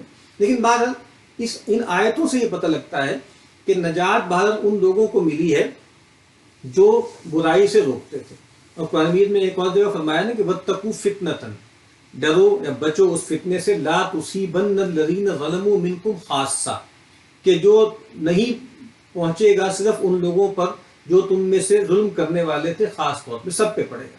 اور ایک حدیث میں بھی اللہ کے نبی نے فرمایا نا کہ ان اللہ لا يعذب العامہ بعمل الخاصہ، اللہ تعالیٰ جو ہے وہ خواص کے عمل کی بنیاد پر عوام کو عذاب نہیں دیتے، حتیٰ یضرب المنکر بین ظہرانیہم وہم قادرون علی ان ینکروہ، یہاں تک کہ وہ دیکھیں اپنے سامنے منکر ہوتا ہوا اور وہ اس پر قادر بھی ہوں کہ انکار کر سکیں، فلا ینکروہ، لیکن اس کے باوجود انکار نہ کریں، روکے نہیں، منع نہ کریں۔ فَإِذَا فَعَلُوا ذَلِكَ، پھر اگر وہ ایسا کریں گے کہ قدرت ہونے کے باوجود بھی منع نہیں کریں گے، عذب اللہ الخاصہ والعامہ، تو پھر اللہ تعالیٰ عذاب دے گا خواص کو بھی اور عوام کو بھی۔ فلما اتوا عما نہوا عنہ، پھر جب بڑھنے لگے جس کام سے منع ہوا تھا، سرکشی میں بڑھتے چلے گئے، قلنا لہم کونوا قردۃ خاسرین، ہم نے حکم کیا کہ ہو جاؤ بندر پھٹکارے، ذلیل بندر ہو جاؤ۔ وَإِذْ ربک لَيَبْعَثَنَّ عَلَيْهِمْ إِلَى يَوْمِ الْقِيَامَةِ مَن يَسُومُهُمْ سُوءَ الْعَذَابِ، اور وہ وقت یاد کرو کہ خبر دی تیرے رب نے، البتہ کھڑا رکھے گا یہود پر قیامت کے دن تک کوئی شخص کہ دیا کرے ان کو بری مار۔ ان ربک لسریع العقاب، تیرا رب شتاب سزا دیتا ہے، وَإِنَّهُ لَغَفُورٌ رَحِيمٌ، اور وہ بخشتا بھی ہے مہربان۔ یعنی ایسے لوگ اٹھتے رہیں گے جو ان کو سزا دیتے رہیں گے۔ ٹھیک ہے، بخت نصر آیا، نیبوکڈنیزر جس کو کہا جاتا ہے، ٹائٹس رومی آیا، پچھلی صدی میں ہٹلر آیا، اس نے ان کو سخت پرسیکیوشن دی۔ وَقَطَّعْنَاهُمْ فِي الْأَرْضِ أُمَمًا، اور متفرق کیا ہم نے ان کو ملک میں فرقے فرقے، منہم الصالحون ومنہم دون ذلک، بعضے ان میں نیک اور بعضے اور طرح کے۔ کتنا اچھا ترجمہ ہے، اور طرح کے۔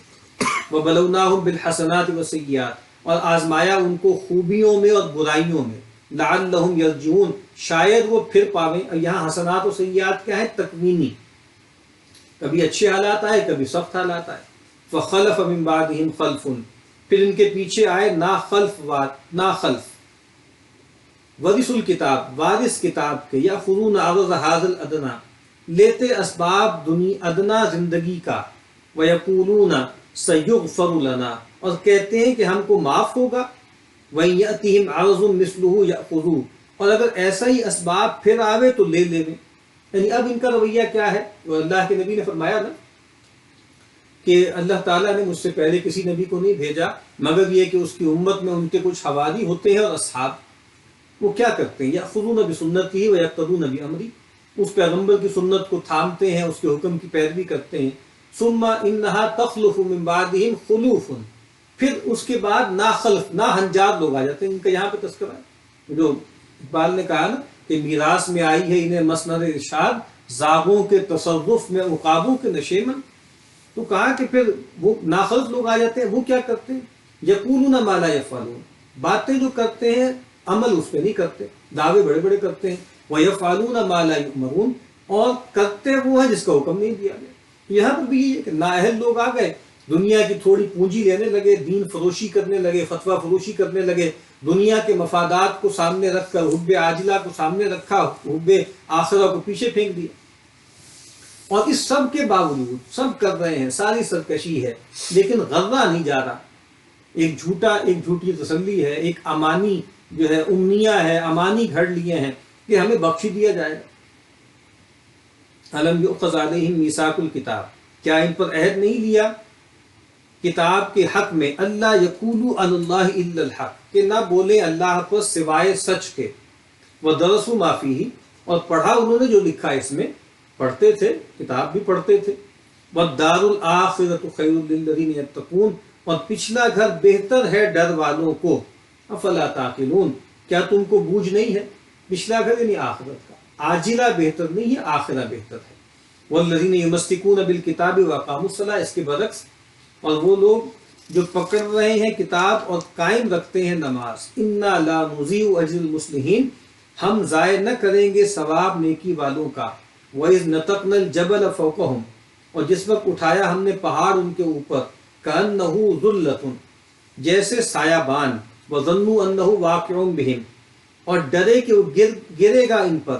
کہ پہلے بھی یہ واقعہ آ چکا ہے. خُذُوا مَا آتَيْنَاكُمْ بِقُوَّةٍ، پکڑو جو ہم نے دیا ہے زور سے. وَاذْكُرُوا مَا فِيهِ، اور یاد کرتے رہو جو اس میں ہے. لَعَلَّكُمْ تَتَّقُونَ، شاید تم کو ڈر ہو.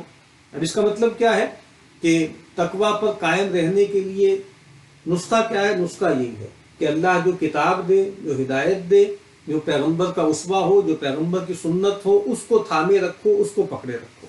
وَإِذْ أَخَذَ رَبُّكَ مِنْ بَنِي آدَمَ مِنْ ظُهُورِهِمْ ذُرِّيَّتَهُمْ، اور جس وقت نکالی تیرے رب نے آدم کے بیٹوں سے ان کی پیٹھ سے ان کی اولاد.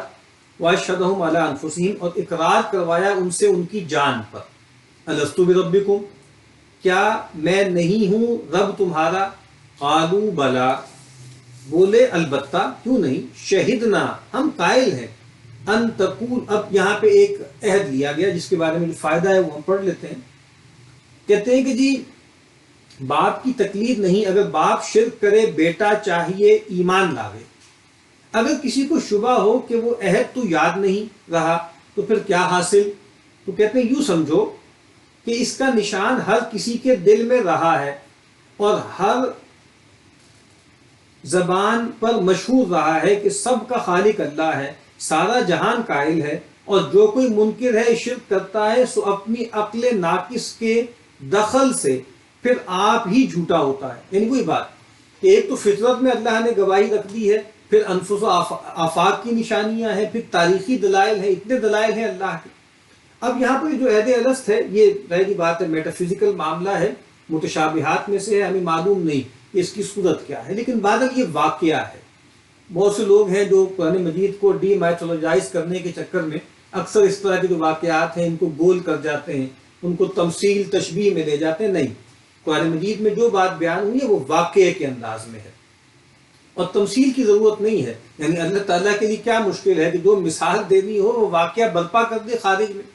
یہ واقعہ ہوا ہے، لیکن کس ڈومین میں ہوا ہے وہ ظاہری بات ہے، عالم امر ہے، وہ اللہ کا معاملہ ہے، ہم اس کے بارے میں کنسیو نہیں کر سکتے. بہرحال وہاں اللہ تعالیٰ نے آدم کی تمام اولاد کو، ان کی ارواح کو جمع کیا اور ان سے ایک جو ہے قول و قرار لیا اور گویا اپنی ربوبیت کا ان سے اقرار لیا اور گویا اس چیز کو ان کی فطرت میں گویا انگرینڈ کر دیا، دبا دیا. اگر وہ بات بالکل سطح پہ رہتی حافظے کے اور شعور کے تو پھر آزمائش ختم ہو جاتی، لیکن ایسا نہیں ہے کہ وہ بالکل زائل ہو گئی ہے، وہ اندر دبی بھی ہے، ایٹ ٹائمز وہ ظاہر ہوتی ہے، ظہور کرتی. اور کہا کہ یہ ہم تم سے گواہی کیوں لے رہے ہیں؟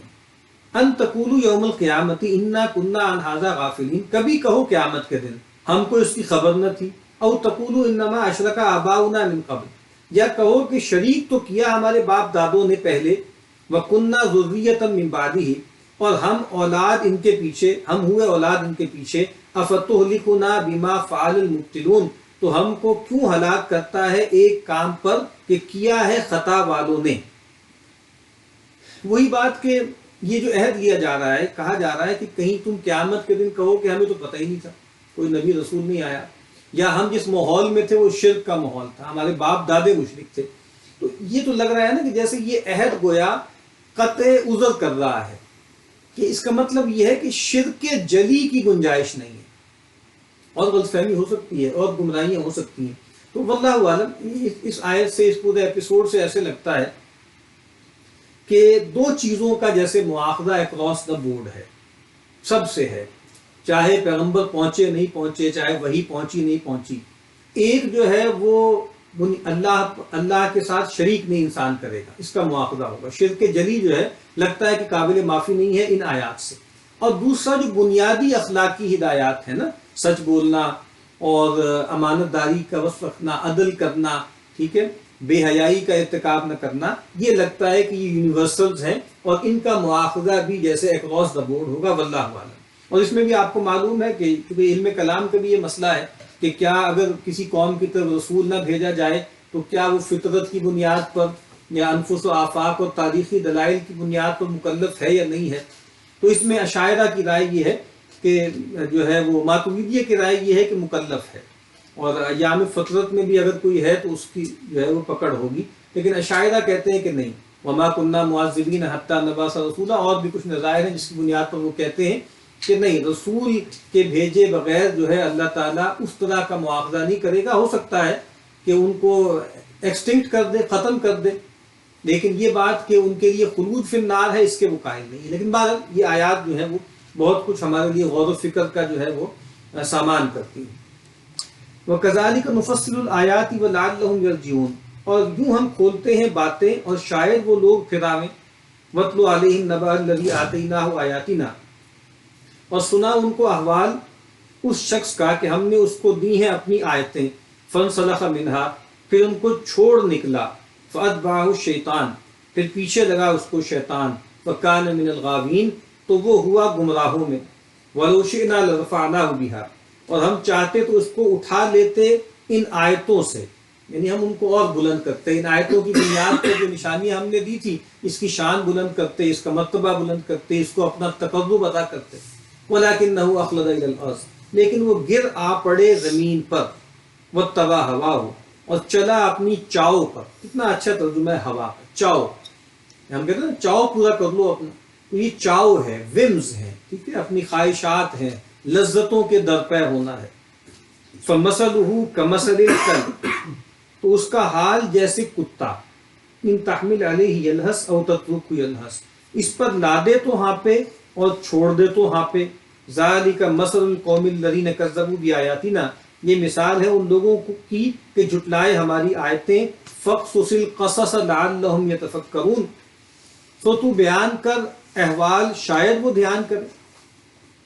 اب یہ جو ہے اس کے حوالے سے بنی اسرائیل کے ایک شخص، ایک ولی اللہ کا تذکرہ بھی تفسیروں میں آتا ہے، بلعام بن باورہ، بڑا اللہ والا تھا، اللہ نے بڑی اس کو کرامتیں دی تھیں، لیکن پھر کسی عورت کے لپیٹ میں، اس کے فتنے میں آ کر جو ہے وہ بالکل جو ہے وہ حیوانی سطح پر اتر آیا، اور بالکل اس طرح کتے کی مثال دی ہے کہ جیسے جانور ہوتا ہے، کتا ہوتا ہے، بطن و فرج کے تقاضوں کے مطابق زندگی بسر کرتا ہے، اور ہر وقت جیسے ایک ہوکا اس کو لگا رہتا ہے، یعنی یہ جو لسٹ ہے اور یہ جو ڈیزائرز ہیں وہ ایک ڈیزائر مشین بن جاتا ہے، اور ایک کے بعد ایک جو ہے وہ ہوا اس کے در پہ ہوتا ہے۔ لیکن وہ کوئی شخص تو ہوگا، ہو بھی سکتا ہے، لیکن بنیادی طور پر یہ بنی اسرائیل کی عمومی مثال ہے، اور یہاں آگے کہا ہے نا کہ بہت بری مثال ہے اس قوم کی، تو اصل میں یہ کوئی ایک شخص نہیں ہے، یہ ایک قومی کردار ہے جس کا بیان ہو رہا ہے۔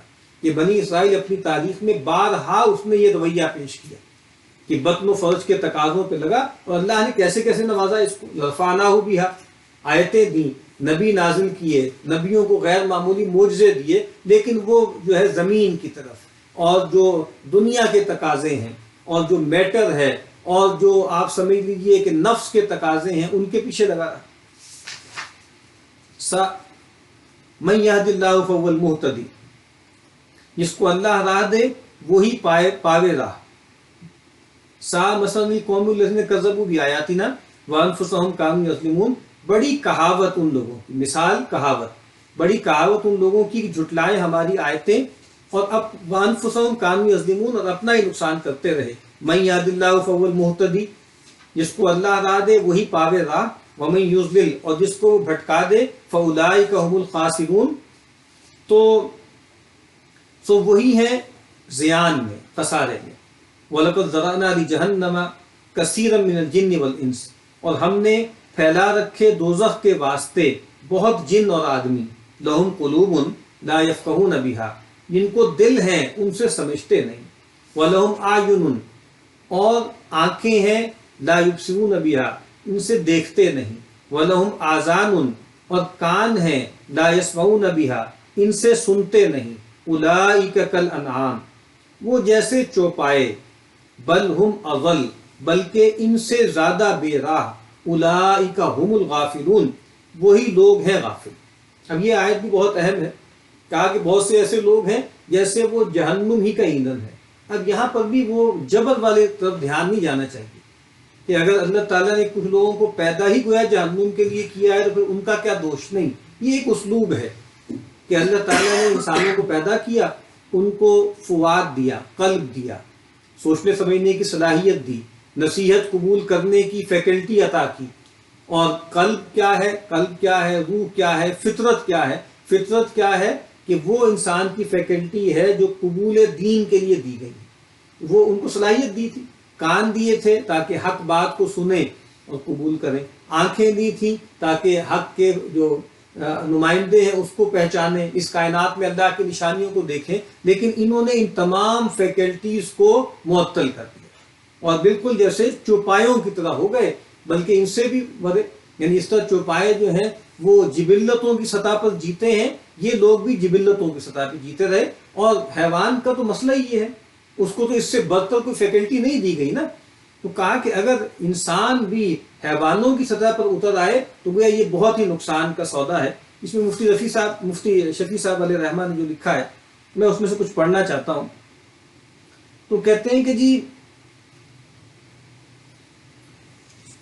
ہم نے جہنم کے لیے پیدا کیا ہے بہت سے جنات اور انسانوں کو، جن کی علامات یہ ہیں کہ ان کے پاس سمجھنے کے لیے قلوب اور دیکھنے کے لیے آنکھیں اور سننے کے لیے کان سب موجود ہیں، جن کو وہ صحیح استعمال کریں تو صراط مستقیم کو پالیں اور نفع نقصان کو سمجھ لیں. لیکن ان کا یہ حال ہے کہ نہ وہ قلوب سے بات سمجھتے ہیں، نہ آنکھوں سے دیکھنے کی چیزوں کو دیکھتے ہیں، اور نہ کانوں سے سننے کی چیزوں کو سنتے ہیں. اب یہاں پر یہ خاص طور پہ کہا گیا ہے نا کہ قلوب ہیں. اس سے بھی یہ پتہ لگتا ہے کہ قرآن مجید میں جو سوچنے سمجھنے کی جو فیکلٹی ہے وہ قلب ہے، اور عقل ایک ورب کے طور پہ، یعنی ایک ناؤن کے طور پہ نا، ایک اسم کے طور پر قرآن مجید میں بیان نہیں ہوئی. یاقلون، یتفکرون، ناقلو، یعنی ایک فعل کے طور پر بیان ہوئی ہے.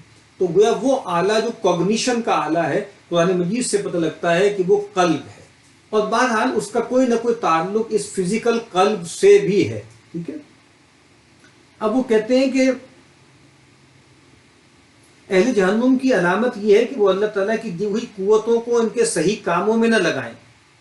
صحیح علم و مغفرت کے لیے جو اللہ جل جلالہ نے عقل اور آنکھ کان عطا فرمائے ہیں، یعنی صحیح علم اور معرفت کے لیے ان کو بے مصرف چیزوں میں لگاتے ہیں، اور اصل مقصد جس کے ذریعے دائمی اور لازوال راحت اور دولت مل سکتی تھی اس کی طرف دھیان نہیں دیتے. آیت میں کافروں سے سمجھنے، دیکھنے، سننے کی جو نفی بظاہر مشاہدے کے خلاف ہے، کس حقیقت پر مبنی ہے؟ یعنی ویسے آپ دیکھیں کہ اس وقت بھی جو دنیا میں کافر ہیں وہ تو بہت زیادہ دیکھنے والے ہیں، بہت سمجھدار ہیں، بہت ترقی کر رہے ہیں. تو کہتے ہیں اصل مسئلہ کیا ہے؟ اصل بات یہ ہے کہ مشاہدہ یہ ہے کہ دنیا کے کاموں میں یہ اکثر لوگوں سے زیادہ چالاک اور ہوشیار نظر آتے ہیں، مگر بات یہ ہے کہ اللہ تعالیٰ نے اپنی مخلوقات میں سے ہر مخلوق کے اندر اس کی ضرورت کے مطابق اور اس کے مقصد حیات کے مناسب عقل و شعور رکھا ہے. جن چیزوں کو ہم بے عقل اور بے حس اور بے شعور کہتے اور سمجھتے ہیں در حقیقت وہ بھی حس و ادراک اور عقل و شعور سے خالی نہیں. یعنی اب تو یہ بات واضح ہو چکی ہے نا کہ نباتات میں بھی حس ہے، بلکہ جو ہے جمادات کے اندر بھی حس پائی جاتی.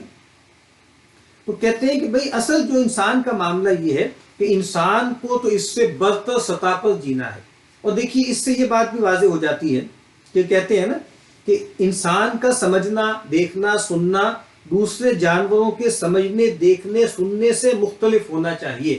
یعنی یہ جس کو ہمارے یہاں کہا جاتا ہے نا انسٹرومنٹل ریزن، کہ نفس نے کوئی چیز طے کر لی ہے اور اس کو حاصل کرنے کے لیے عقل کوئی چیز آپ کو رستہ سجھا دے گا.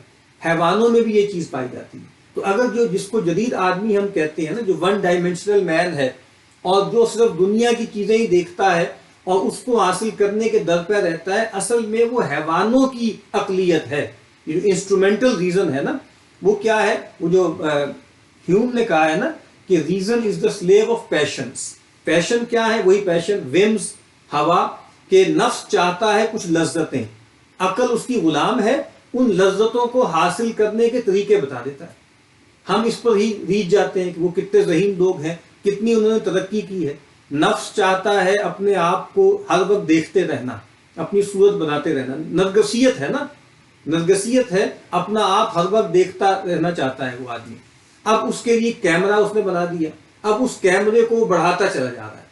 میگا پکسل 2 سے لے کے اب پتہ نہیں کتنے 250، 300، 500 ہو چکے ہوں گے. اور جناب اس میں جو ہے وہ کتنے کیمرے آ گئے، کتنے ویوز آ گئے، سیلفی کیمرے ایجاد ہو رہے ہیں. یہ کیا ہے؟ نفس نے ایک لذت چاہی اور عقل نے، انسٹرومنٹل ریزن نے آپ کو اس کے لیے آلات بناتا چلا جا رہا ہے. اس میں کیا خیر کی بات ہے؟ مجھے سمجھ میں نہیں آتی کہ ہم کیوں متاثر ہوتے ہیں. کیوں ہم خیال کرتے ہیں کہ ہم نے یہ کام کیوں نہیں کیا؟ اچھا کیا ہم نے یہ کام نہیں کیا. ہم ان لذتوں کے اسیر ہی نہیں ہیں. ہم یہ کام کرتے تو غلط کرتے، وائلیشن کرتے. تو معاف کیجئے گا، اس پہ شرمندہ ہونے کی ضرورت نہیں ہے. ٹھیک ہے، ہم بہت سی نالائکیاں ہمارے اندر ہیں، کوتاہیاں ہیں، لیکن یہ بہت کچھ جو ایسا ہو رہا ہے وہ نفس پرستی کے لیے ہو رہا ہے، وہ ڈومینیشن کے لیے ہو رہا ہے، وہ غلبے کے لیے ہو رہا ہے، وہ کنٹرول کے لیے ہو رہا ہے. اس کا کوئی خیر سے تعلق نہیں ہے اور دنیاوی اعتبار سے بھی وہ کوئی بھلائی کی باتیں نہیں ہو رہی. بہرحال تو کہا کہ یہ حیوانی سطح ہے اور اس حیوانی سطح پر یہ لوگ جیتے ہیں. وَلِلَّهِ الْأَسْمَاءُ الْحُسْنَى، اور اللہ کے ہیں سب نام خاص سے. فَادْعُوهُ بِهَا، سو اس کو پکارو وہ کہہ کر. اللہ کے نام ہیں، بہت اچھے نام ہیں، اسماء حسنیٰ ہیں، اور وہ کوئی 100 یا 99 نہیں ہے، وہ لا یحصیٰ ہے. یعنی وہ ایسے نہیں ہے کہ ان کا شمار ہو سکے. وہ جو اللہ کے نبی کے دعاؤں میں آتا ہے نا کہ اے اللہ میں تجھے پکارتا ہوں اور بکلی اس میں ہوں الگ، کہ میں تجھے پکارتا ہوں تیرے ہر نام سے جو تیرا ہے. سمیت بھی نفسک، جو تو نے خود اپنا رکھا ہے، او علمتہ احدا من خلقک، یا اپنی مخلوق میں کسی کو تعلیم کیا ہے، او انزلتہ فی کتابک، یا اپنی کتاب میں نازل کیا ہے، او استأثرت به فی مکنون الغیب عندک، یا فی علم الغیب عندک، یا وہ جس کو تو نے خاص اپنے غیب کے علم میں چھپا کے رکھا ہوا ہے. تو اللہ کے جو نام ہیں سارے نام اللہ ہی کے ہیں. اور جو کہا ہے نا کہ اللہ کی کلمات جو ہیں لکھے نہیں جا سکتے. اگر جو ہے وہ تمام دنیا کے جو درخت ہیں وہ قلم بن جائیں اور تمام جو سمندر ہیں وہ سیاہی بن جائیں، روشنائی بن جائیں، تب بھی اللہ کی کلمات کو لکھا نہیں جا سکتا. اور کہا کہ فَادْعُوهُ بِهَا وَذَرُوا الَّذِينَ يُلْحِدُونَ فِي أَسْمَائِهِ، اور چھوڑ دو ان کو جو کج راہ چلتے ہیں اس کے ناموں میں. سَيُجْزَوْنَ مَا كَانُوا يَعْمَلُونَ، وہ بدلہ پا رہیں گے اپنے کیے کا. اب یہ الحاد فی الاسماء کیا ہے، انشاءاللہ کل جب ہم گفتگو شروع کریں گے تو شروع میں کچھ باتیں عرض کروں گا. سَيُجْزَوْنَ مَا كَانُوا يَعْمَلُونَ، وہ بدلہ پا رہیں گے اپنے کیے کا. وَمِمَّنْ خَلَقْنَا أُمَّةٌ، اور ہماری پیدائش میں سے ایک لوگ ہیں، یہدون بالحق، کہ راہ بتاتے ہیں سچی، وبہ یعدلون، اور اسی پر انصاف کرتے ہیں. یعنی مراد یہ ہے کہ برے لوگ بھی ہیں لیکن اچھے بھی ہیں، جو حق پر جو ہیں سچی راہ بتاتے ہیں اور انصاف پر قائم رہتے ہیں. بارک اللہ لی ولکم فی القرآن العظیم ونفعنی وإیاکم بالآیات والذکر الحکیم.